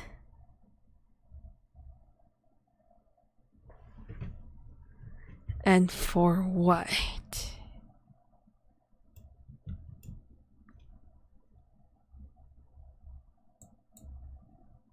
I also like how the music just stopped completely. What? Yes, Kika, I know. All the air is sucked from my body. The guide offers no further explanation, and it hits me hard. No, that can't be. You have to be wrong. I like that Kika is more like affected by, like, understandably so. I like that Kika is more affected by this, and I'm just like, you're like, oh god.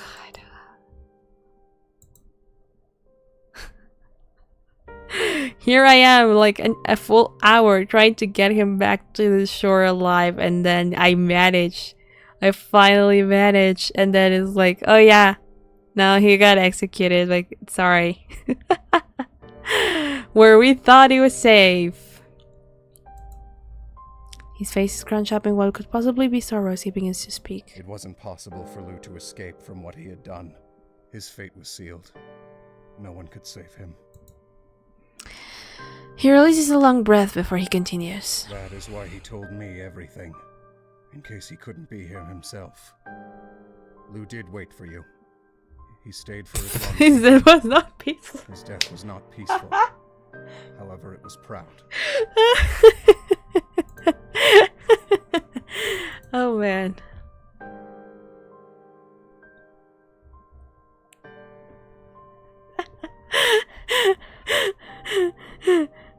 Oh my god. I don't know why I'm laughing. I'm just so baffled. I can't help but laugh. His death was not peaceful. However, he was proud. Good for him, I guess. Oh my god. Time seems to nearly stop as I sit beside myself with the lurching pit in my stomach. Lou was here with me in what feels like only a moment ago. And now, the guide sighs melancholically. It all feels so pointless. Yep. Still, you gave Lou something he never had. And it seems he gave you something in return. I don't know, does it? Perhaps that does have worth. Maybe. I'm just like... I don't know how I feel. I'm like empty inside right now. Like, I don't love Lou in any way, shape, or form necessarily. He was starting to like warm up to me in some ways, but I was still like a little exasperated by him. But now I'm like, what was the point of me like trying? Why do I try? Why am I doing this? My mind is racing and my heart pounds painfully in my chest. I have difficulty believing he actually thinks that is true. It does seem as though he would like to, at the very least. I want to believe it as well. Slowly, I reach into my pocket and gently stroke the shell Love gave me. Without another word, the guide walks off into the distance. I don't make any attempt to follow him. I fully check out the shell to look at it. Somehow, I didn't want him to see. It was just between the two of us. Just the two of us. I stare at the beautiful gift, grasping it in my hands. I then turn my eyes to look out at the lake. Hot tears pull in my eyes and start to fall down my cheeks. The things he said, the way he was so willing to leave everyone behind, why he seemed so prepared to let himself die. It all became so much clearer in an instant. It truly was hopeless from the start. I squeeze my eyes shut tight and imagine his face, tracing every line, every expression, and engraving it into my memory. Lou, I'll always remember you. I won't allow what you've done to be for nothing. I promise. I sit there for I couldn't say how long. Drinking in the internal image of Lou while vowing to never allow him to leave my thoughts. Then, I open my eyes and leave the shore behind.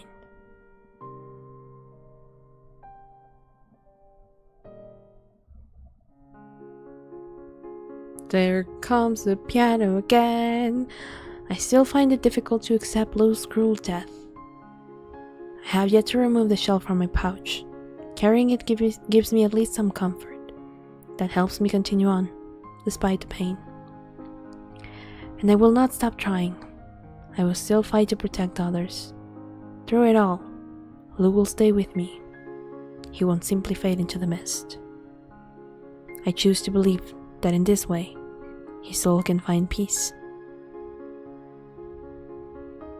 League of Voices. Well, that's another ending and a new Steam achievement, and I am... Oh my god!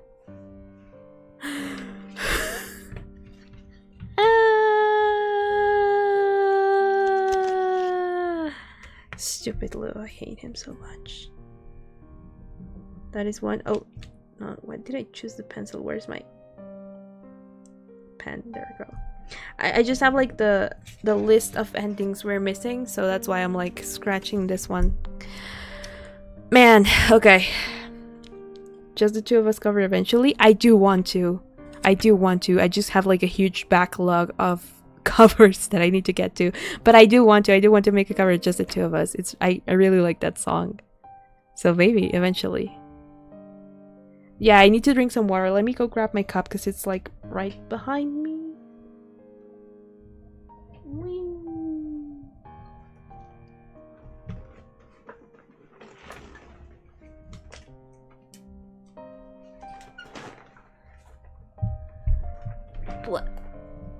There we go. Ouch. There we go. Oh, I almost made my phone fall. There we go. Okay, so it's nice and cold. Yes. So we have two options. We either try for the other endings from Margaret and... Well, no, because I said that I would do everything about Lou first, and I would leave the best for last, and best for last was supposed to be Bemele. Yeah, the model like does blah, blah, blah whenever I like step away. Whenever my camera doesn't catch me, it just does that. Because my webcam is not that good. So that's why. So sometimes when I like scoot back on the chair, it like that. You know? Alright, so I have the save. Let me just check real quick. The other endings, like how am I supposed to get them? Because I have the save points to get them. I just need to know which ones. Because there are some that I already got.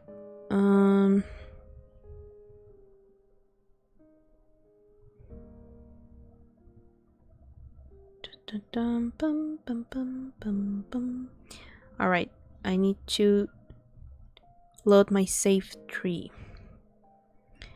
Where is my save number 3? This is number 1, number 2. So this has to be number 3.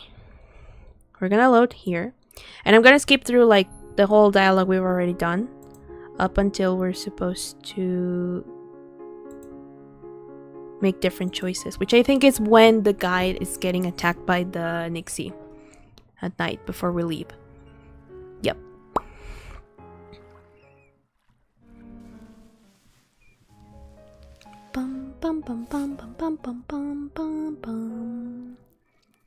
There we go. So instead of throwing my lantern, we're just gonna let the timer pass.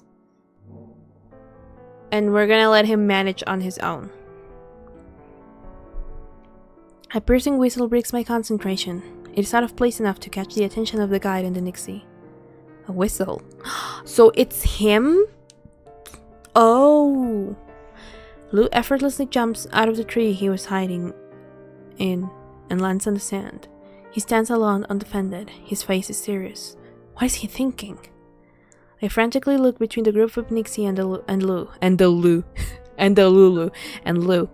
The creatures are still as statues as their fixation on Lou never wavers. I wonder if a part of their minds is telling them the opportunity looks too good to be true. Lou, apparently unsatisfied with their hesitance, takes a step even closer while speaking angrily. Do you want someone or not?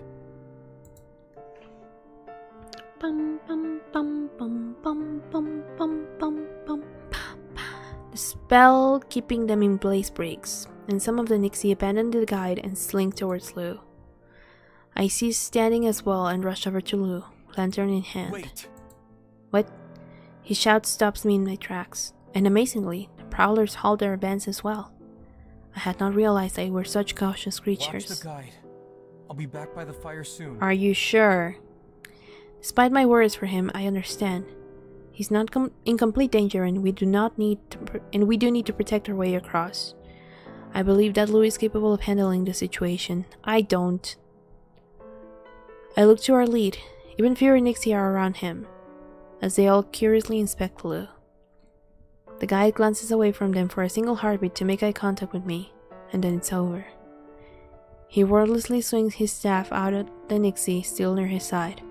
The tense silence becomes filled with screeching hisses as they retreat back to the water, freeing the guide of any immediate threats. Okay. Unaffected and without appreciation, he gives an order to Lou. Turn to the fire. Oh my god. Lou scoffs. Yeah, Lou scoffs at his response, mumbling a reply of his own. I was going to. That was the first time I've seen him speak directly to the guide. It is doubtful he would have been able to make it out with the distance between them, but Lou looks satisfied enough. His relaxed state is premature as the Nixie are deeply focused on him now, ready to attack at the first opening.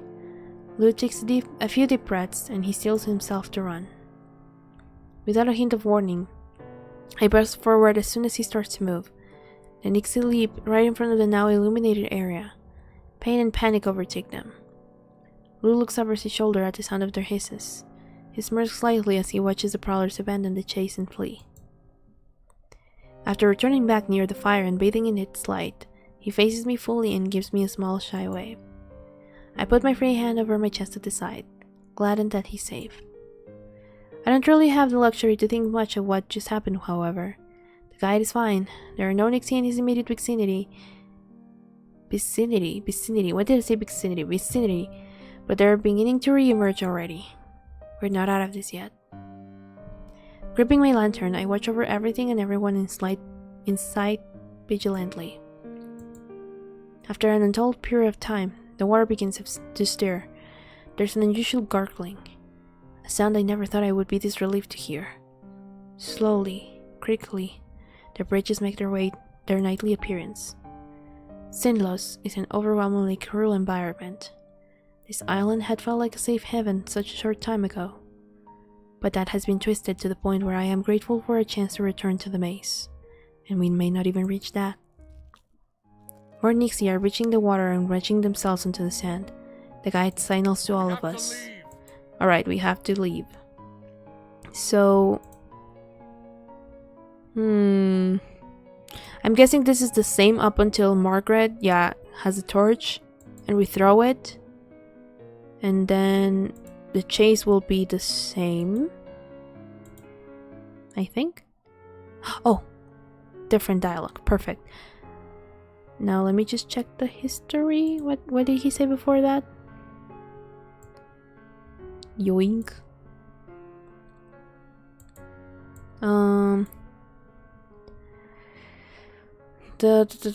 Yeah, okay. We managed to flee. Everyone is cheering about that, and then we need to start walking. We've already lost much time as it is. Alright. Well, the three of us could walk together. If there's one person close by, I can't imagine it would make much of a difference having another. Furthermore, I believe... Yeah, we've also had this conversation. Margaret, her consideration touches me. I smile gratefully at her. I think it would be fine if we all stayed together. Alright. Okay. We'll do that then. Yeah, we stay like a group. Thank you. And then... as we start moving forward once more, I close in on Lou, who's walking ahead. He turns his head at me, approaching my approaching footsteps. I wanted to thank you for earlier. Oh, so that's You why. got the guide out of a difficult situation. And you still watched out for yourself. Like you promised. Next stream will be probably on Monday. Yep. Because next week is my birthday week. And so I have things planned, so keep an eye out. I will also make like, I will post, oh my gosh, my model, what's going on? I will also like post the schedule and everything once it's ready. Probably on Sunday, to give you guys like a heads up. But yeah, this is my last stream for the week, so until next week then. Geek-san, thank you for stopping by. And there's also a cover this weekend if you want to check that out. Just a thought.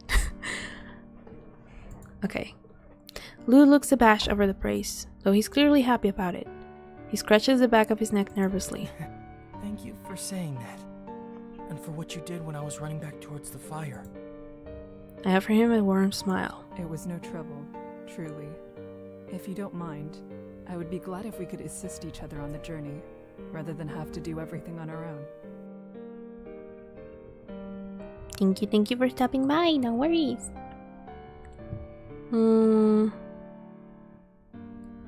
Alright, let us keep going. He smiles and chuckles noncommittally. His laughter trails off into the empty air without an answer. I wonder if perhaps he's still worried about relying on others for help. Pushing him at this point would be futile and inappropriate, so I allow the conversation to die. With nothing more to say, Luke moves back up. We continue along the bridges. The only sound is the hollow echo of our footsteps, and the whispering of the water as it slushes against the wood. The stillness doesn't reassure me. Instead, it rings through me like a blaring warning bell. My instincts picking up on the all too familiar moments of calm before the storm. the peace before the battle breaks. My fear is realized only a few moments later. Far in the distance, I hear the wet smacking crunch of another set of steps. I peer back to see a prowler slowly following us with its distinctive wobbling gait. It's possible that it has been following behind us since we escaped the shore and only now drawn near enough to notice. Considering our amount of light has shrunk so noticeably since the first night, it doesn't surprise me that it will follow us, that it will follow so persistently. All we can do is keep a close eye on it and hope it doesn't draw too close. I glance over at Lou, who's been rather quiet for quite some time, as though he's deeply entranced by his own thoughts. Lou. You know, maybe he's right. I'm just realizing now. You know how I told you in the beginning that the game itself tells you that there's no way you can save everyone? And I feel like that's why when you find Lou, you get the option to either take him with you or leave him behind. Because in the end, it doesn't really matter. So fitting. Because in the end, if he goes back to Hammer, he's gonna get executed anyway. So there's really no safe place for him. Man. So maybe you can save everyone after all.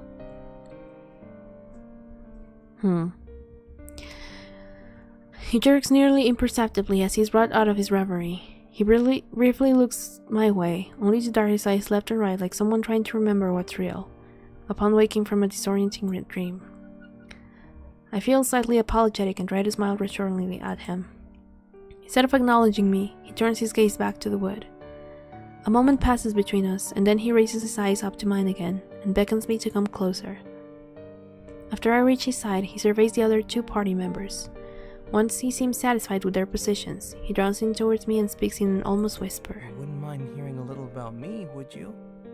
I'd like to talk to you about it. Not the best moment, my guy, but sure. I guess please do? He grins at me. However, his face quickly falls. He has to look away as he prepares to open I up. was the black sheep of my village. Okay, we've heard this. Couldn't go anywhere else. We've heard It this. wasn't possible. Yep. I tried again and again to be that to someone. Yep. He chuckles bitterly. Like myself. I probably give him a frown. Yep. You probably already know that much about Mhm. During one of my attempts to be of any use, I made some mistakes. I got caught by people who threatened my village. I had a chance to make up for what I did. His face falls to the depths of despair. The worst part is, the longer I'm here with you, the less I regret it. No matter.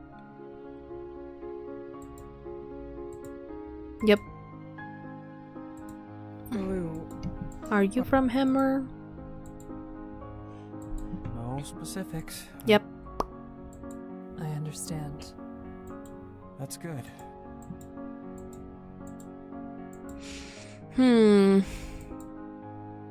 Yeah, the same movements, the same conversation. Okay. Alright. Far too close for comfort. Stay where you are. Is this the whole bridge again? Oh no. Yep, The boards ahead are unstable.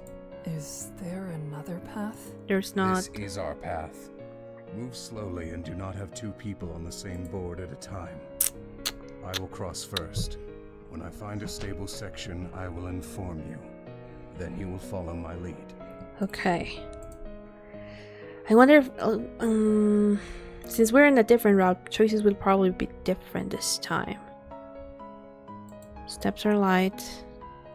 We start crossing. Why are the bridges this way? They can be burned into ash and will still rise the next nightfall. Yep. The unnatural black water has a great deal of magic within. That is the most reasonable source of the bridges. If this maze is formed without an... Well, it doesn't say anything. Yep. And then... Where I am now is solid. Yep. He tells us where we have to... I don't know why he doesn't let me skip it. but because this is the exact same conversation, but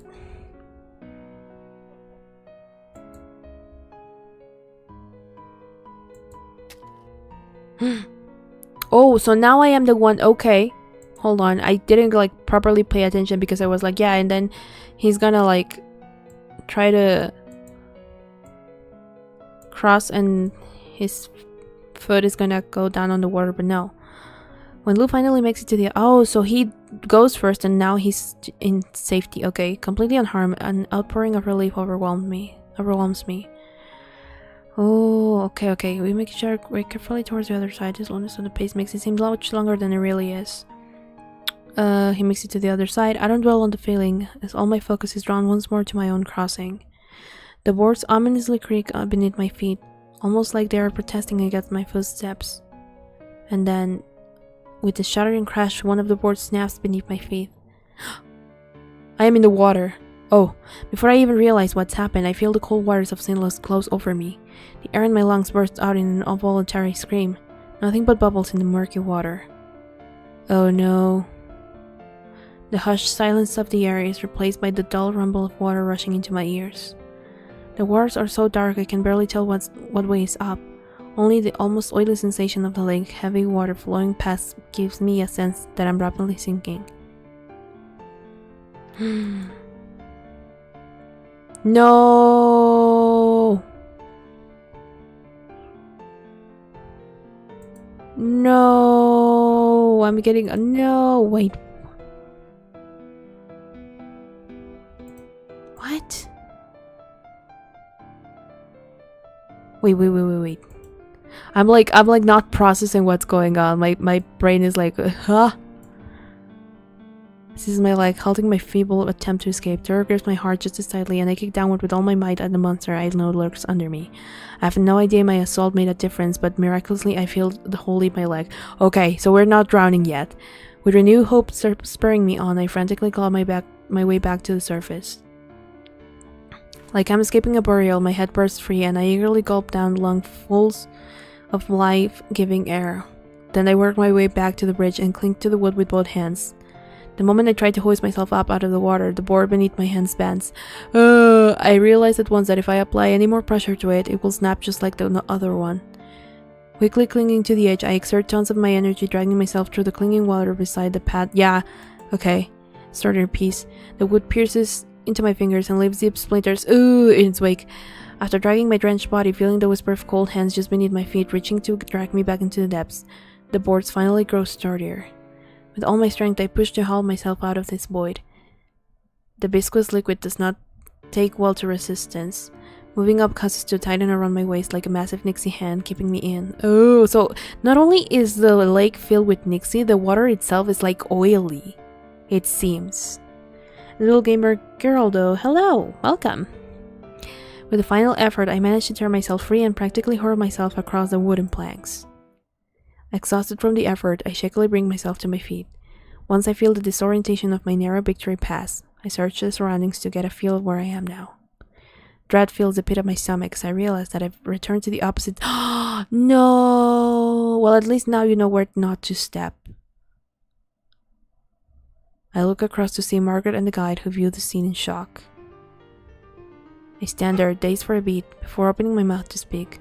A splash interrupts me. I instinctively take a step backwards and look at the water. Did he dive in? This dumbass. A ragged gasp escapes me and I rush to his aid. I thrust my hand out towards him before he starts to sink.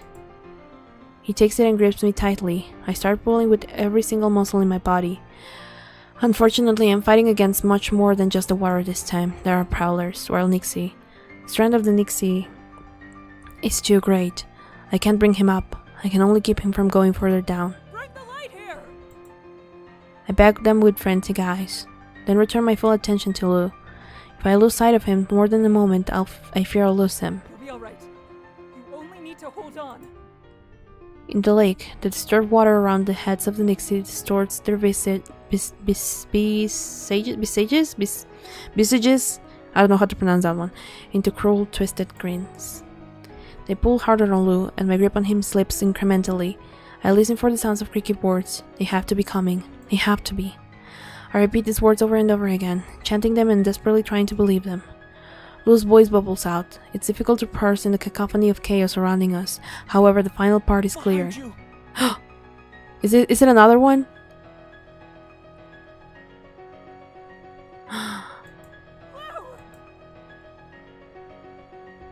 Oh no. And there's, yeah.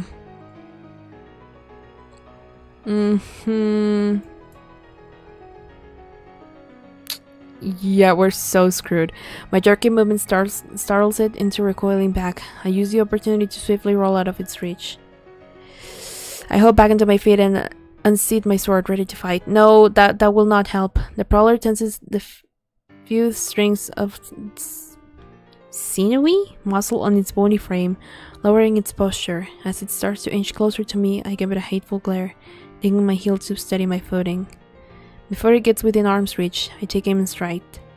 The tip of my blade grazes its hand and the creature hisses violently. Pure white liquid, ew, like the tears falling from my eyes, sips from the wound, dipping into cracks of the wood. Despite this, the prowler does not retreat. He continues encircling me, creaking more violently than ever. Finally, the light from the guide's staff pours over the scene. When the glow envelops me, the prowler turns back and leaps back into the lake.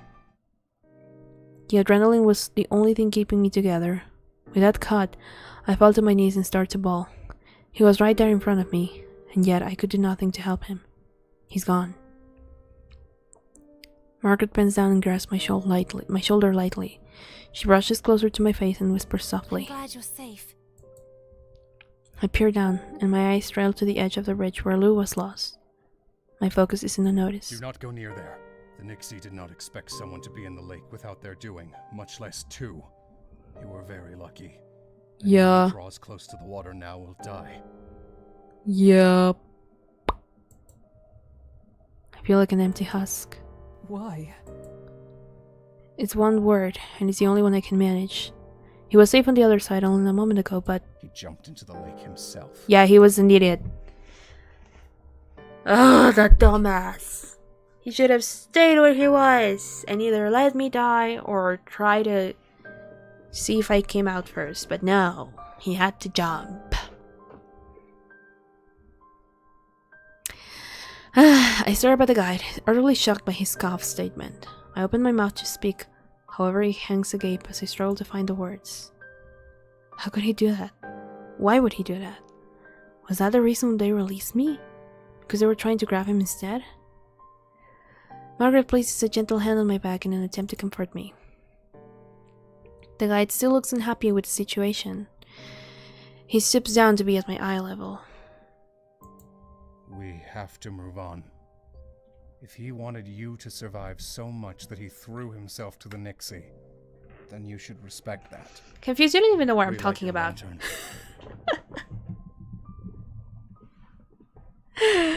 Welcome back, by the way. Relight your lantern. I gaze at him with empty eyes, then let my gaze fall back to the boards. My lantern lies deserted where it landed after I reached for Lou. I refused to relinquish it while in the lake because I had the nerve to hope I would make it back. If I had known it would be at the cost of his life instead, I'm not sure what I would have done. But I have an idea. When I don't move, the guide extends his long, slender arm and retrieves the lantern. He gingerly offers it to me. I awkwardly pick up my sword and return it to its hilt.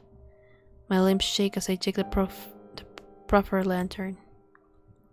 Margaret takes out her matches and offers them to me, since I'm soaked from the previous skirmish. I take the match from her hand and swipe it to ignite. I relight my lantern. It glows with light once more. Without another word, the guide stands. I force myself up onto my feet to join him. He turns around and faces forward, his coat swaying behind him. Carefully, he makes his way across the unstable boards once more. I watch the guide listlessly as he crosses. I can hear Margaret's voice vaguely in the background. She's speaking gently to me. However, no matter what she's trying to say, her words just come out muffled and distant, like someone underwater. The guide makes it across and turns to face us. It's our turn now. Margaret and I tread onto the ridges, carefully stepping over the broken section. This time, no word snap. We make it to the other side in one piece. Bitter sweetness overcomes me. Even though I'm relieved that no one else succumbed to the same fate as Lou, the previous scene still echoes in my mind. I wipe a tear from my eye. Why couldn't it have held firm the first time? We spend a moment looking at each other and then at the boards, no one knowing what to say. After a pause, the guide starts walking again. We must follow. Continuing on or staying behind to be with Lou eternally are the only options. The guide is right. He wouldn't have wanted that. I keep walking down the path, lost deep in foggy despair. First Bamele, and now Lou. Bamele! It's difficult to come to terms with. The sickening feeling of it all sinks to the bottom of my stomach and settles like thick bile. Being here feels as though I'm the swirling center of an endless nightmare. I reach down to lightly touch the pouch that houses the shell. All I have left is to keep moving forward with heavy steps until this is truly, finally over. I caress the pouch and force back the gush of tears that threatens to return. Eventually, the guide slows to a stop in front of us. He waits, looking forward quietly, before turning around to face us. Take my staff. I will need your lantern. Our path is blocked. What? I clutch the lantern tightly. Are you going to throw it? No, it may not be poised to attack yet. I will blow out the light and draw nearer. Then I will relight it once I grow close enough to the prowler. What? That should force it to retreat without having to risk losing one of our remaining lights. Okay. I'm surprised at how desperate the plan sounds. However, I don't object to it. I have no alternative to suggest. Alright. I offer my lantern and he trades me his staff. Stay here. The prowler will not act rashly as long as it sees no light close by. It will be on guard if you approach. Okay. I'm conflicted over the matter, but then the guide stares at me. Ah, my back. Hold on. Ow.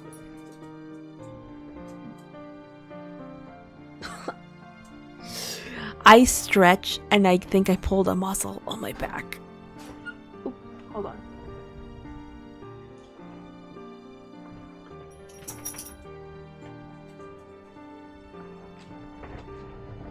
Ah, that hurt. Anyway, that gaze leaves no room for argument. I take the guide's staff. Margaret and I huddle around it together and watch as he disappears into the misty darkness. The two of us dare not speak. We wait in tense silence. Suddenly, I perk up at what I think is the sound of the guide's voice. The sound comes abruptly, startling me. Sorry, hiccups. Worry nags at me as I wonder what could have happened. Margaret looks at me unsure and slightly bewildered. Wait, no. I need to save. Where's my saving spot?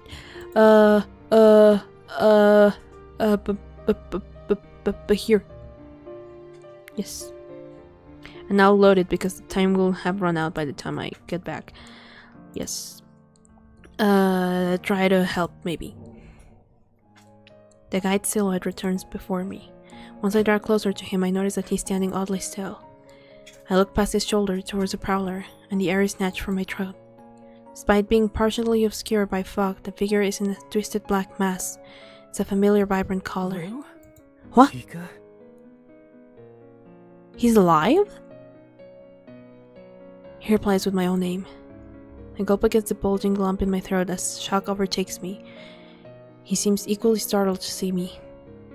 Tears begin to drip from my— What? Hello, Maple. Welcome back. Tears begin to drip from my eyes and flow freely down my cheeks. I take an incredible step forward. He's here. I sniffle as I get a good look at his face. I'm so glad. I don't think it's him, girl. Hold on, let me close my door again because my doggo came in and just opened it.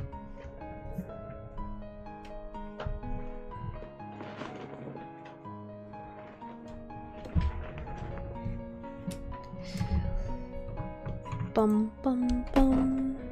There we go. There it is. I don't think it's Lou. Well, prowlers are not shapeshifters as far as we know, so I don't. Please, don't be. I can't make it. I'm hurt. He wipes his face with his hand and stares at me helplessly. My eyes widen. Of course, he must be after what he. I have to do something. I can't accept that. I will carry you. I peer through the mist to get a better look at him. The dark and fog makes the night practically opaque. However, I wince sympathetically as I realize it looks like he's missing. Oh! Yikes. I can only imagine what the rest of his wounds look like. Lou's voice grows hoarse with emotion as he takes it in the side of me. You need to stop trying to save me, Kika. You can't. If I make it to the other side, I'll still die. Yeah, Kika is a player. Okay, yeah, so now he finally reveals that. He lets out an uncomfortably out-of-place chuckle. And it's not even because of my injuries. They're going to kill me for what I did. There isn't a way out. I'm trapped. He wipes himself again. The admittance leaves me stunned. Lou may have made mistakes, but could they truly justify an execution? It's fine though. I'd rather you remember me as someone who was able to help for once and just forget about seeing me here than continue making everything worse by staying. Please leave. I won't give up. There has to be a way. I don't know. We don't know exactly what he did. We just know that he made mistakes and now they want to execute him for some reason. I guess you weren't here. Yeah, you weren't here for the previous ending where I got extremely shocked that we made it. We survived. Everything was good. And then we come back for him and it's like, oh yeah, he got executed. He's dead. And it's like, what? Why did I even try to save him then? Anyway, I clench my jaw in mounting frustration. It doesn't matter what will come when we reach the other side. How could he just expect me to let go of him again after everything that's happened? Lou looks pained. Seemingly he has run out of arguments to hurl at me. He then begins to rapidly mumble to himself. I can't make the words out from here, but I catch bits and pieces of it from where I'm standing. Something. There has to be something. Anything. He seems to come to a conclusion and laughs and sniffles sadly to himself. There isn't, is there? You found me again, and I can't change that. Suddenly Margaret comes near, lured by all the commotion. Lou backs away from me, shuddering. What's going on? Margaret almost trips over. Oh my god, Margaret! Margaret almost trips over herself at the situation in front of her. She gapes at me, alarmed. There isn't any time to inform her. Lou seems to be in shock. I lock my eyes onto him and harden my voice so it's undeniable. I can tend to your wounds. We'll relight the other lantern, and then we'll be able to keep moving forward. It isn't too late. Are they in love and something? I don't know at this point. Like, I guess so because of the way we took the route, but I'm like, you guys haven't even known each other for like a day, you know? Like, stop that. Anyway, I feel this is a more like a sense of duty and also friendship rather than romantic, but you know. Lou grits his teeth, but his face is full of more determination than I've ever seen. He says it. Oh my god.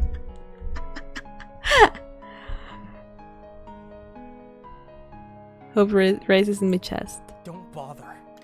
It won't help now. Oh my god. He's committed to giving up.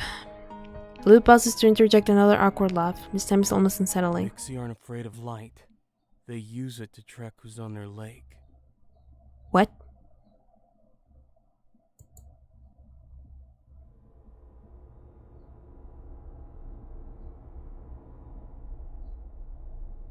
I'm sorry? Excuse me? What?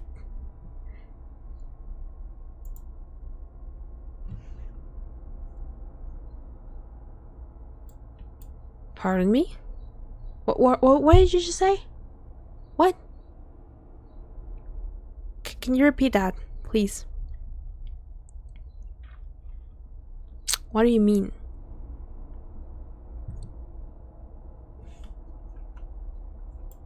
What do you mean? What do you mean by that?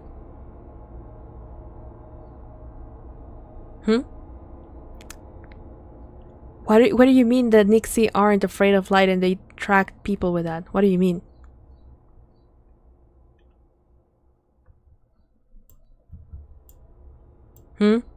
Explain yourself.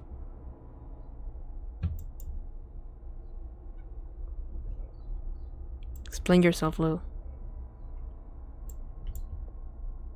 I am. Okay. Everything stops. My mouth pulls open, and yet no words come forth. All I can do is look at him, searching for answers I can't bear to ask for.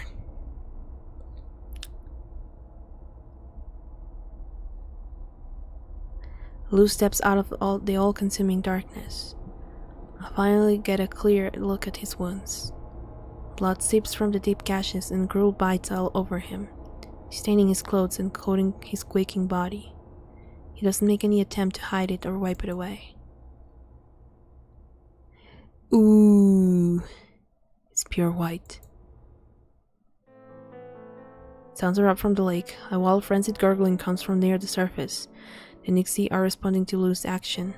He turns to the lake and glares at the water. In an instant, their chattering ceases and the area falls dead silent. He lets out a harsh breath and continues to leer fiercely out into the distance, his whole battered body visibly tense under his nearly glowing blood. I can't do anything. I can't even move.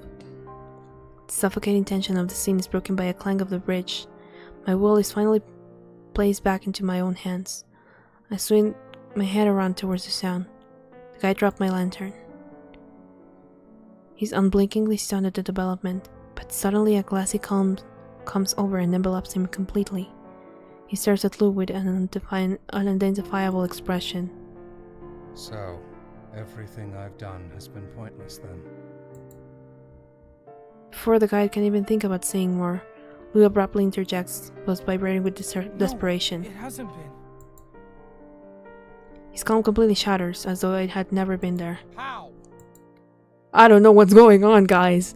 I'm just as shocked as you all are right now about the situation, because all this time we've been fighting over keeping our lanterns and all of that, because the Nixie are afraid of the light and all that stuff, because when you have fire they hiss and it makes them go back into the water in fear. But now we're just getting told that that's how they track us on the bridge, which now makes sense why we survived when we were with Margaret and no lights, and also the time we went with Lou, and that how he made it that far by himself with no light. The only thing the light is really for is to like attack them, but that's pretty much it.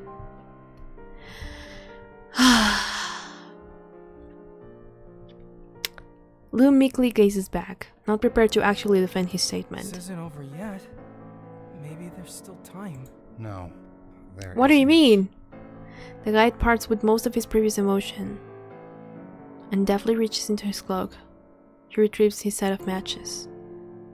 I'm suddenly drawn from the floating ether of uncertainty back to attention. I gawk at him wildly. Surely he couldn't intend on setting the bridges on fire right now? I disbelievingly reach out to him, yet I'm too late as the match is struck and dropped at his feet. Are you kidding me? My guy, there's people here! If you want to die, that's not my problem! What are you...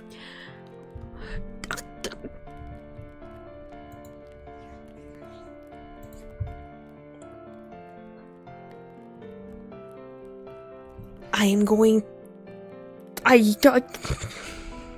These people...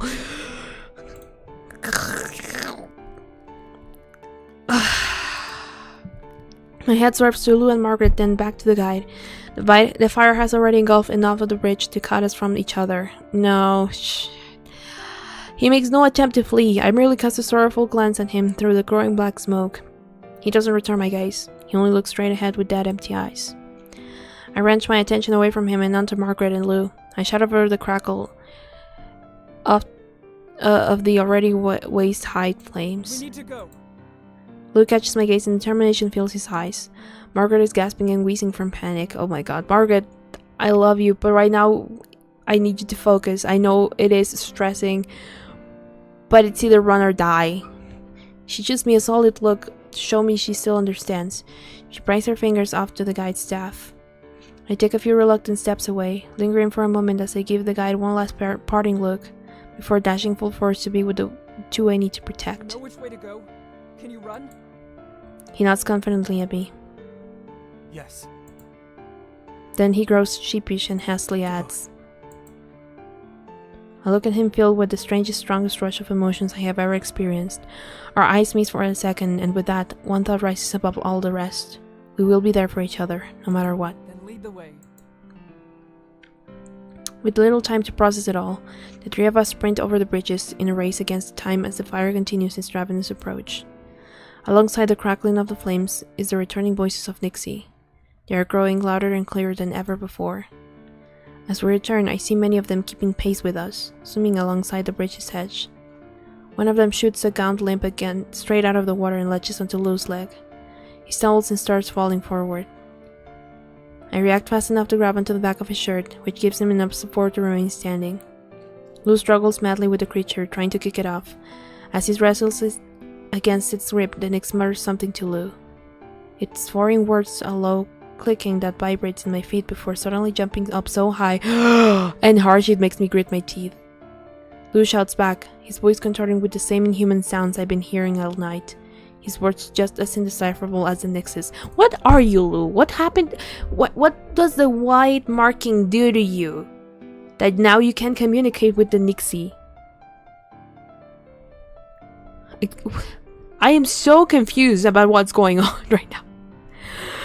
I have little idea what is being said, however, with the way Lou is aggressively shaking his head at the Nyx, it can only be terrible. I work to help Lou free himself. I need to get him away. As I lean in, I stifle a gasp. The hold of the Nyx has on him is so deep it drags sinewy bits into view as he feverishly struggles against it. I hear a gurgle just before white liquid rushes out from his lacerations. Simultaneously spurting and Lou's pure white blood floods over the side of the ridge and bleaches the black of the water. As he thrashes even more violently, I hear the horrible drown-out rape of dozens of flesh layers tearing in two. What? Even though I know it's futile, I cannot stop myself from shrieking his name at his foot as his foot is ripped. Oh, slower than I wish on my worst enemy. His gel-like skin shreds agonizingly in the jackline. The Nyx's claws get caught on something and Lou's white drenched heel peels away enough to dang. Oh! Despite the incredible amount of damage being done, the Nyx still refuses to unhand him. I got even closer and considered taking out my sword. I fear I won't be of much use, but I am willing to try anything at this point. Oh god. Then Lou does the impossible. He manages to give me a small smile. It's okay. Okay, yeah, we don't need the leg, it's fine. Why is he so hardcore? What the heck is going on? He bends down to the Nyx locked like a ball and chain on his leg. Lou's fingers suddenly bend straight down and flat against his hand. And it shudders and pulses until his fingers contort onto narrow black appendages. So he's turning into a Nixie? With the soggy grinding clouds curled out from under his coal-colored skin. Without a moment's hesitation, he slashes through the mutilated remains of his foot. His claws ring clean through the foot severs. It slides off with little resistance, dripping away from the rest of his leg with nothing but ropes of discolored flesh. Soon even those snap completely. The Nyx falls into the water with the mangled extremity still clutched tight. Lou didn't give it time to grab a hold of anything else. A broken, incredulous gasp escapes me. Lou stands as tall as he can muster on his now uneven legs, wobbling slightly as he shifts his weight off his blood-drenched stub. We have to keep Yeah, so going. he has claws now. Excellent. We have to... Okay. Sure.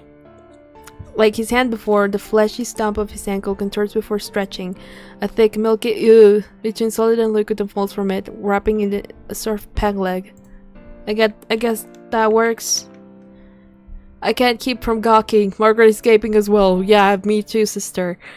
Lou doesn't pay either of our reactions any mind, beckoning us forward. He pushes down the bridges once more. I snap out of my stupor and jostle Margaret out of hers. She blinks a few times before coming to. We both start running after Lou. I continue to see glimpses of movement on the otherwise stagnant lake, but there haven't been any further attempts to impede us. What Lou did or what he said to that one Nix must have them on guard.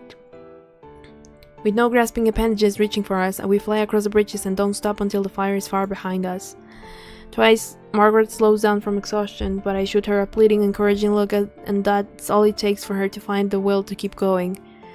Lou never slows or falters, despite all common sense. Through the mist, the faint silhouette of the shore comes into view. Despite the end finally being in sight, I refuse to let the hope enter my mind. I thought I understood what I needed to, but I clearly don't know anything about what resides in this lake or what it's capable of. Clearly, me neither. No! No! It's the dead end!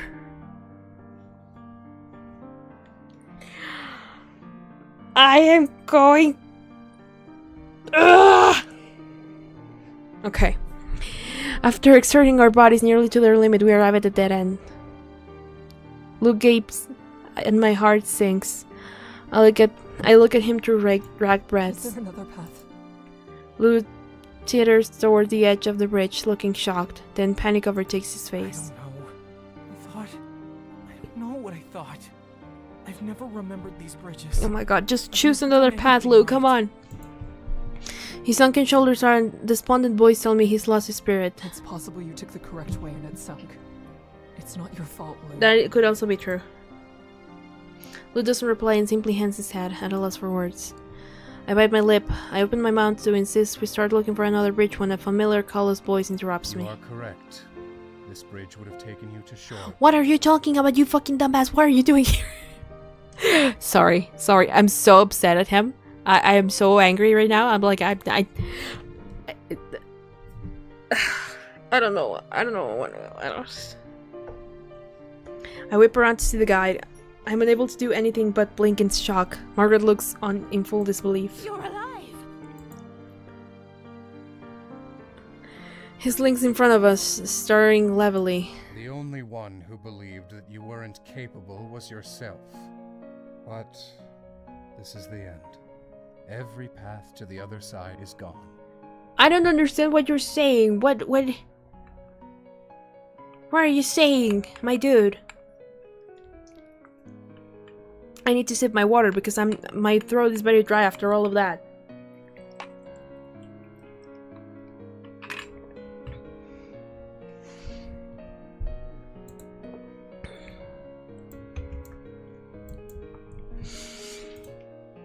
Okay. Margaret isn't able to do anything except place her hand over her mouth in bewilderment. So you're... I can bear to finish the sentence, he answers regardless. I am. Lou is not. At least not any longer. He chose his side. I don't understand. What are we talking about? Lou finally turns from the lake to glare directly into the guide's eyes. The guide answers with his usual blank expression. So you sunk the bridges. Of course.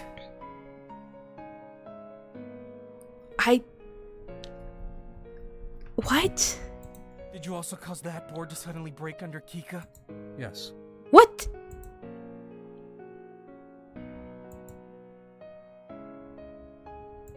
You lied to us! You were the ones who chose to gamble with your lives. I warned you of what... I don't understand what's happening. What?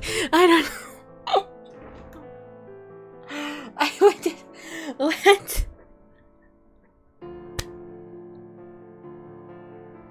What is going on? Wait. We made our decision based on what we knew of the lake. Information information we got from you. What decision did we make? I don't.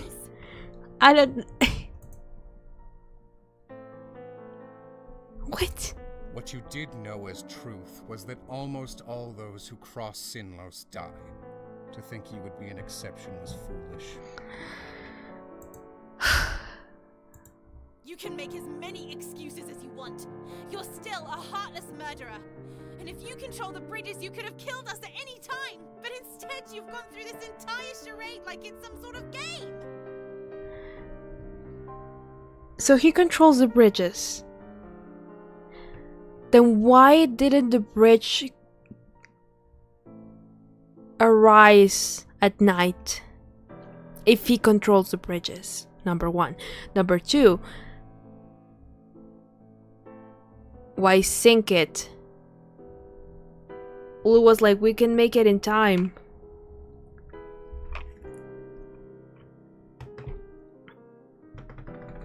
This is messing with my mind a little bit because I'm trying to think about the logic in other routes. With him being the one who controls the bridges, why? And if the Nixie aren't afraid of the light,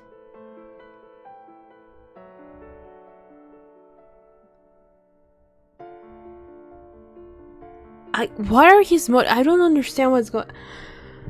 I am so confused right now. I can't even begin to process what exactly is going on. I'm just gonna continue and try to decipher it later. Maybe the game will tell me. Everything we have relies on this game. My role in it is to act as a human guide. I cannot stop or take the easy option simply because I personally think that might be nice. We have to be committed if we want to survive. I don't understand. So you're not human.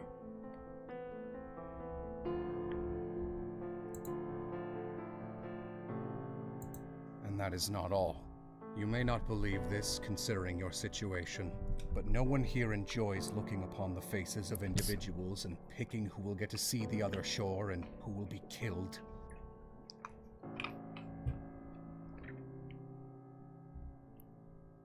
So Lou has been a Nixie this entire time? Then? I'm sorry, my brain is like slowly processing things. Because when we attacked one of the Nixie with our sword, it gushed white, which is like their blood. So that's why Lou can transform into a Nixie, which means then that the Nixie are also shapeshifters. And then, somehow. And then the guide is also a Nixie, or kind of, but he controls the bridges. Why was he executed then? In the village in the other ending? I don't understand. Instead, we usually leave each traveler's fate in their own hands. Follow my guidance, don't make mistakes, and you should survive. I would not have needed to tip the scales if everyone here played. How did we not play our part? What are you on about?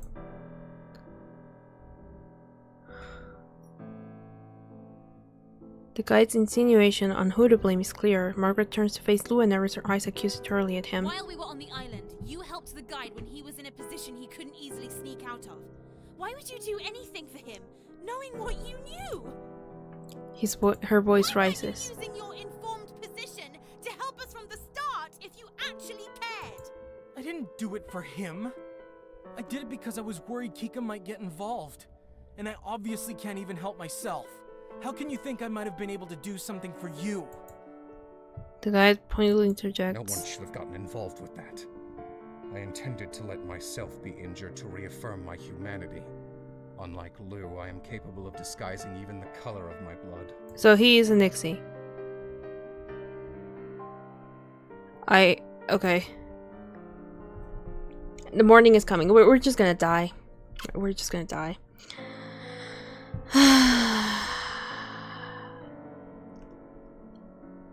Yeah, it's hard to trust much after this.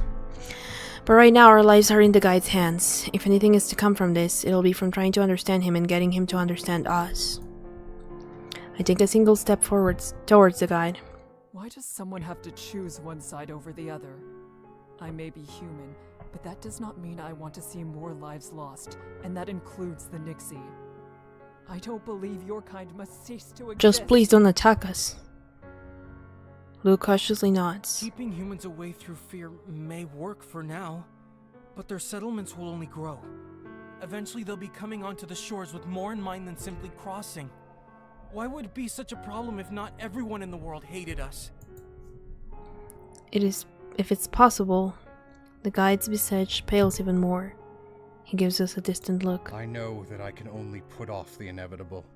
We cannot grow an army or create grand weapons, or even retreat. Someday humans will be capable of conquering us. Yet approaching them on our own will not save us. It will only hasten our demise. Nixie are known as monsters, and I, as the guide, am a well-trusted figure among several human communities. If they find out the truth, it is foolish to believe they will react with kindness and forgiveness. If you wish to blame me for putting our kind in this position, you may. The pollution from the single camp Garvin established all those years ago was enough to disturb our lake noticeably. It couldn't go on. Okay. I assumed a human form, copying much of Garvin's appearance because I was unsure how else to appear, and failed to reason with him. That may have been due to my own shortcomings. We still needed them to leave, and I knew enough to guess that if Garvin was gone, the others would abandon the quest. He was the only one stopping the retreat, and the only one who needed to be sacrificed for the safety of everyone. So, when Garvin went out onto the bridges alone, I killed him there. That was the turning point where we became labeled as a frightening, lurking threat. I have been trying to take responsibility for what Sorry, I I'm did, like and decided to use the I'm like humans' idea stunned. that we were to our advantage. We are natural shapeshifters, so appearing as monsters was not outside the realm of possibility.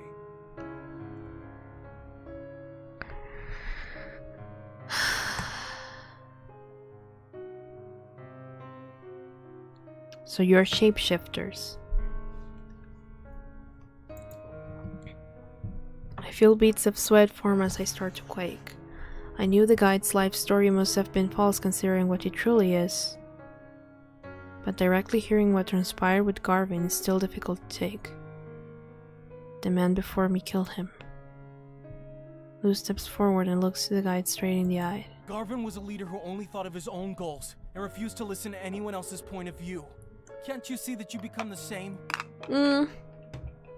He has a point. That is fine. I do not think myself superior to Garvin. Indeed, I believe that his ultimate ambition was correct. Garvin may have been driven by his naive, childish need to fill his life with accomplishments, but his working at those achievements made it possible for those around him to thrive. Kika herself benefited from it, as did countless others in the villages he established. The guide pauses to steal a quick glance at me before continuing on. The reason the Nixie cannot trust that peace will be possible with the humans is not due to the fact that we're different, but because we are the same. When the time comes, and it will come, humans and Nixie will choose to protect the ones they care for most, and forsake those they don't. Then why is it an option to leave Lou behind? And did he actually get executed then that one time? I am so confused right now. Well, he's lore dumping us on what the Nixie are and all of that. Okay. Either humans will immediately want revenge for the lies and deaths the Nixie have committed while also wanting to remove a threat, or there will be a mere illusion of peace until we and Sinlos can be used as tools for human affairs. Since humans do not get along with themselves, positive terms with us will certainly not last. Refusing to let anyone cross, Allowing the wrong people on our lake or even speaking out of turn could mean some communities think we're deserving of an attack. I mean, And true, of that's what course, humans we should do. remember what happened to the other guard who was with us. You here could have helped him, and yet you did not. Who, me? Melody. This lake is cruel and unforgiving. It forces one to make such heartless decisions. However, you would not have been spared that outside its reaches. That is simply the way of this world. Some can be saved, others cannot. No matter how poorly you wish to think of me, I merely made a choice that couldn't be escaped. You must realize that reaching out to humans won't create a place where everyone is spared from a dark fate. It will only risk the safety of us instead of them. It's clear the guide is unambiguously certain there is no other way. I have no hope of convincing him to give any human a chance in the little time we have remaining before the bridges sink. The defeated look on Margaret's face tells me she has come to the same conclusion. She has no retort for the guide, even though she likely disagrees. We both know there is no point in trying to save ourselves. While on this lake, all the cards are in his hand. Trying to overcome the horrible laws of sin loss was a futile goal from the beginning. It is a sobering fact to learn. So he made the bridge break, so I would fall and then be the one who dies. But I managed to survive, which is why he was so shocked. Interesting. Take a solitary breath. My life hasn't been ripped from me just yet, and there's something I can do that may help another. I look directly into the guide's empty, distant eyes. Yes, I can understand such concerns. But why have you not sunk this bridge yet? It will naturally fall shortly. But you can sink a bridge early if you so choose, and you haven't. Even if So you that's why didn't when want we to, mutinied you against him, have to he probably sunk the bridge on purpose. Why are you speaking to us at all when you could end this? Interesting, okay. He doesn't reply, only watching me with an unreadable expression. My heart pounds in my chest as I tentatively pose my next question. Possibly because you don't want it to end this way? Do you want your words to change something? Now that I'm aware of the full context of the guide's situation, I am under the impression that he is not as callous as he initially appeared. He deals with situations in certain ways, of which I've started to catch on to. Both Margaret and Lou look dubiously at my attempt to reach him. The guide offers a doleful smile. Is that honestly so surprising, Lou? I am not eager to participate in your death. None of us are. Upon being suddenly addressed and with such words, Lou is taken aback, but almost immediately his guard is put up once more. After everything you said about necessary sacrifices, how can you pretend that you care about one useless Nyx? It's true that we cannot ignore what has happened. We need to protect ourselves. Yet I know that this is the worst outcome in all our minds. Despite his words falling on completely deaf ears, the guide desperately continues struggling to connect with Lou. I did not suggest you stay off the bridges because I don't trust you. It was because you were clearly self-sabotaging and I felt worried. And when you were found, I wanted you to leave to lessen your offense, not because I didn't want you. Even when I took the drastic measure of dropping Kika into the lake, I did it because I hoped it would cause you to prioritize saving yourself, not because I wanted to hurt you. Did you not hear the other Nixie encouraging you to fix this that first night? Then despite continuously refusing to, you didn't— I would. I accidentally click. I'm like, I don't. Hold on. I'm like, it's so much. This is so much information. Hold on. Okay. I did not suggest for you to stay. Oh. Did you not hear the other? What? Put it here. Here. Did you not hear the other Nixie encouraging you to fix this the first night? Then despite continuously refusing to do what you needed to, I made sure you at least safely reached the island when you did not remember the way.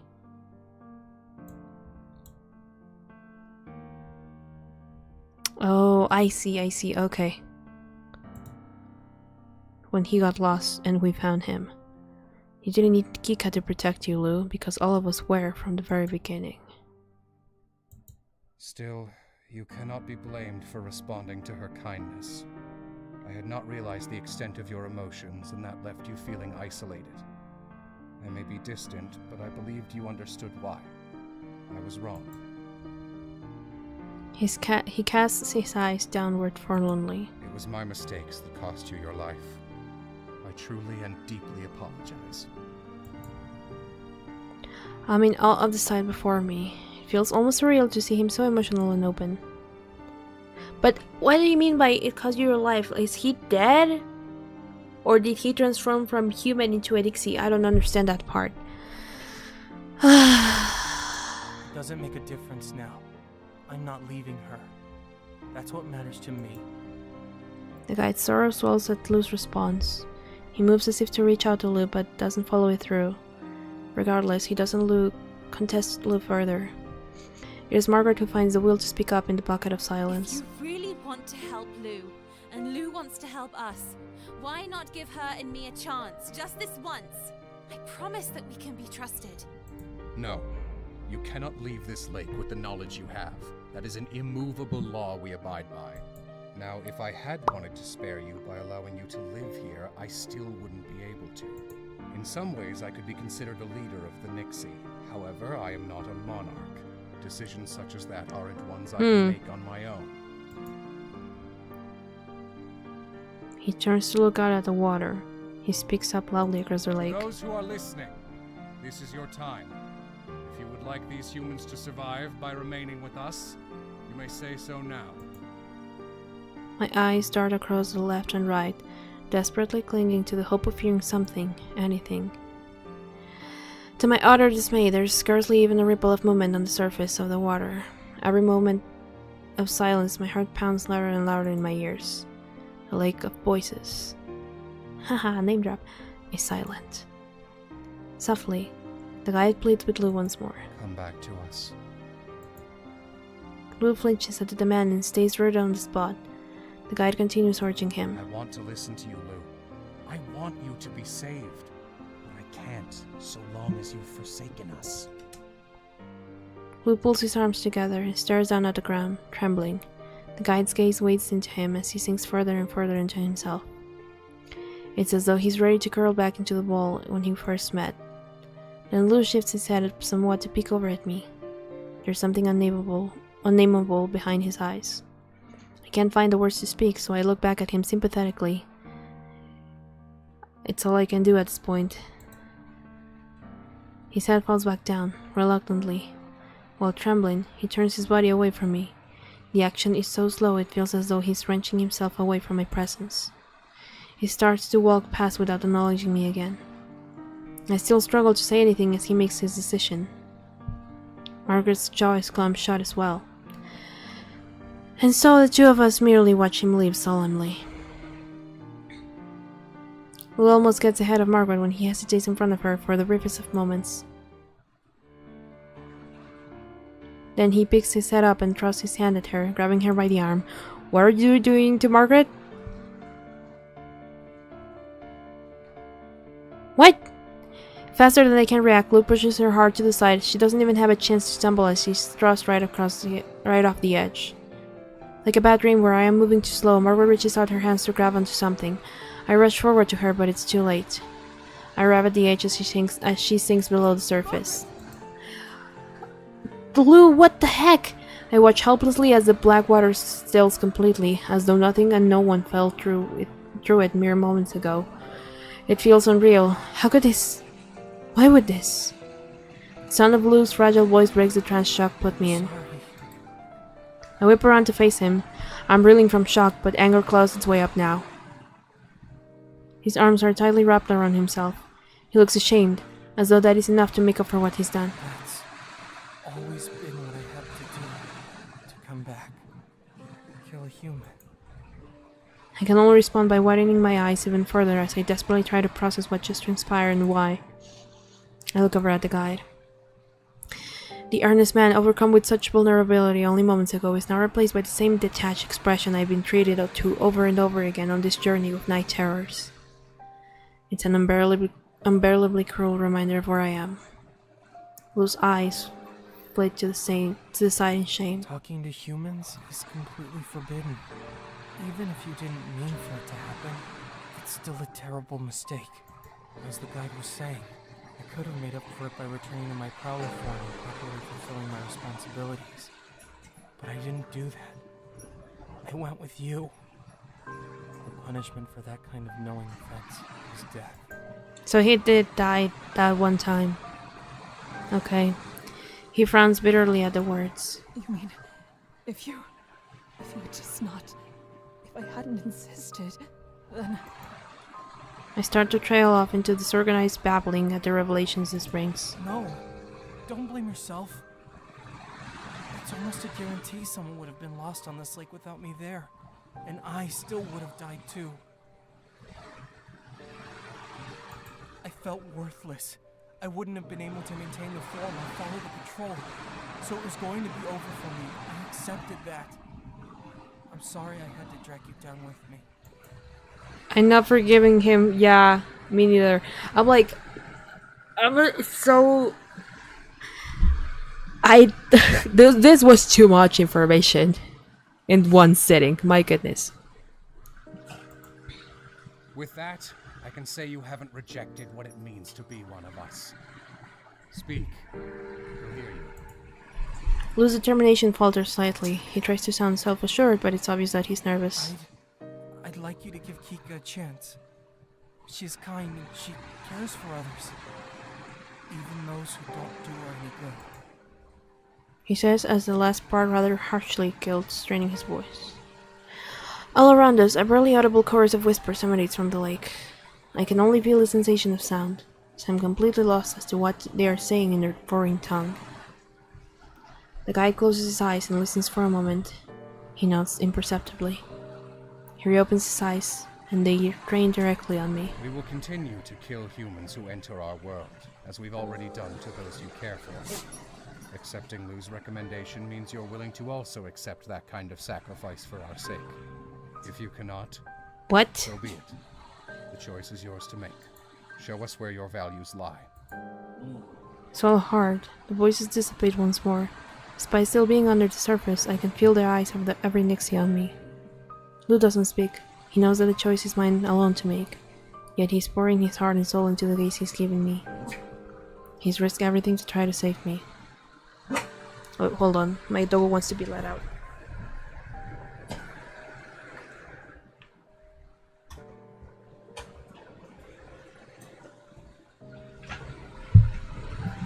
Why is he in love with Kika? I don't know. I am so... Yeah, Lou is a Nixie, and the guide is also a Nixie. Oh, shit. I can't bear to speak to either man. My choices are either to lose my life to this lake, or to abandon it to the same place. I search inside of myself, as much as I pretended to be strong, to be sure. All this time I've ever known for certain how I should live or what I should be living for. But somehow this journey has given me a clearer view than I've ever had before. A silver of a tear escapes my eye. Then, finally, I ball my hands into fists, prepared to face my fate. Oh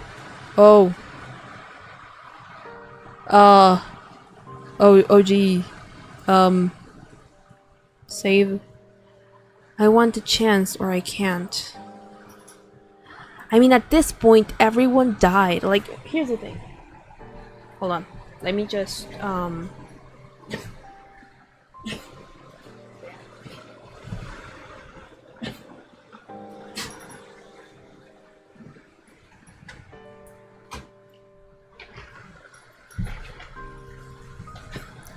back. Okay, so, at this point, everyone is dead. So... And I do have to get to the other side to help the people of that village. But... to allow that to keep happening out of my own volition? No, I think... me personally... even though I would like to live...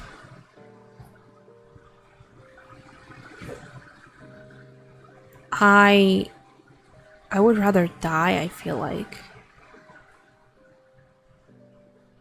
Die a human rather than whatever this is. So I'm just gonna say I can't. I know Lou made all that effort and stuff, but I didn't. First of all, he was not truthful from the beginning. None of them were. Second of all, I did not ask for it, so it's not my fault. So, screw it. The guide nods solemnly. It strikes me that he was expecting such an answer. Lugas is silent, still, and rigid as a statue. Soon, a look of sheer horror consumes his face. For moments, as the sun rises, Lu shakes, mouthing words I sometimes know and sometimes don't. But his lips form no, most of all. Finally, the spell keeping him still breaks, and he takes a step closer towards me, but his body still quivering. I shake my head at him and he stops, albeit with a delay. He stares at me with wide, sad eye that grows shiny. His face is frozen halfway through a word that I try not to recognize. I don't pay him any more mind. I look out towards the shore. I remember Mamele and Margaret and every single human being I've ever known. I couldn't live with myself if it meant accepting that many others will die in the same horrible ways right under me. The sun rises in the sky farther and farther until it burns brightly through the fog. The sound of sloshing and creaking starts. The bridge begins its inescapable descent. Did Margaret have secrets? I don't know. We don't know a whole lot about Margaret, actually. I'm struck by how beautiful the world looks now that the darkness has cleared. I keep my eyes focused on the sky as I hear a mournful whimper from nearby me. The coolness of the water collects around my feet as the bridge sinks below the surface. I let my eyes drip close and ignore everything around me, keeping still. As my legs grow weightless, I feel something in the water with me. I open my eyes and see my face as my face goes under and I'm faced with crimson. It doesn't tilt until my eyes adjust that I know what it is. Lou reaches for me, his clawed hand hesitating just beyond my arm. I can make out his face, and that's one reprieve that lake grants me. My legs have nowhere to stand. The water is weighing me down, and the cold is chilling my bones. But I manage to shake my head once more. With a moment's hesitation, he deftly navigates the water and retreats further into the dark, though likely it's just far enough to no longer be seen. I breathe out and the bubbles of my last bit of air tickle my face. Even as I start to jerk from my body's need to escape this tomb, I am not consumed by fear. Can't Lou just let us die, right? Instead, I'm filled with a strange sense of determination as everything grows, disoriented, and I forget how to tell up from down. What is done is done. All I can do now is remain firm by what's important. Humanity. Lake of Voices. Oh, I have bonus events? Oh my goodness, there's a lot to this game, my gosh.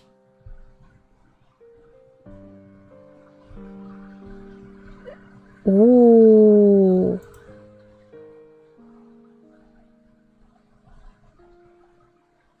Oh. Okay, I'm not gonna check that out. I thought we, oh my gosh, we managed to get through a lot of it, but okay, I want to see what happens if I say I have a chance. I want a chance. Like, it's not what I would choose. I like this ending where I just die by my own terms. But oh my goodness. But I don't know how long will the other parts be, because I thought this was gonna be like a shortish one, but no.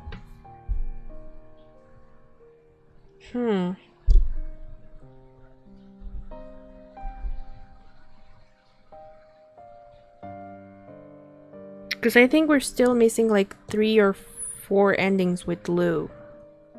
That was a lot. I think it's a good place to like stop.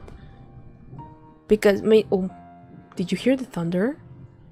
Oh my goodness. I think, yeah, it'll probably be way longer, or maybe it won't, but still, it's been 3 hours. So we need to stop. We need to stop. I don't want to make this longer. So I'm probably gonna have to schedule this for next week because my goodness, that was incredible. This game keeps surprising me so much. I am so enamored with it. Please, please support the developers. Please, guys, please. I promise you won't regret it. This one is... I still can't fathom why it's for free. It's such a good game. Anyway, so we're gonna end it here. Before you go, I got Genshin. Yes!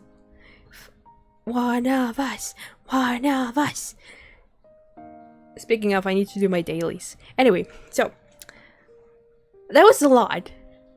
I will try to like put my thoughts together properly and try to do like a brief summary of the whole lore of it, because my brain just like exploded when the lore dumping started and I was like, what? I don't understand. So I will try to do that and then like start with that next stream and do all of that. But my god, I'm so excited to keep going with this one. I thought I already had seen like most of what it had to offer, and I was very wrong. But yeah, anyway, so with that, Conley is my favorite. Ooh, I actually don't have her. I still need to do her mission to, well, the whole thing in the reef to get her. But she's really cute. I like her a lot too. My favorite is Kave. So, and the Villette. So, yeah. But anyway, so with that, guys, thanks so much for coming. I don't have her either. I have that one with the full characters. You'll get them soon. They're actually not that hard when you're a new player to start getting. So, good luck. But yeah, with that, guys, thank you so much for coming. Thanks so much for being here and giving me a couple of your hours. I am extremely excited. I hope you guys had fun as well. And I will see you next week with more, I guess. Anyway, bye-bye, guys. Bye. Have a good rest of your day, evening, night, a happy time zone, whatever you're in. Your live or what I don't know how to speak anymore, but yeah. And I'll see you soon. Okay? Bye-bye.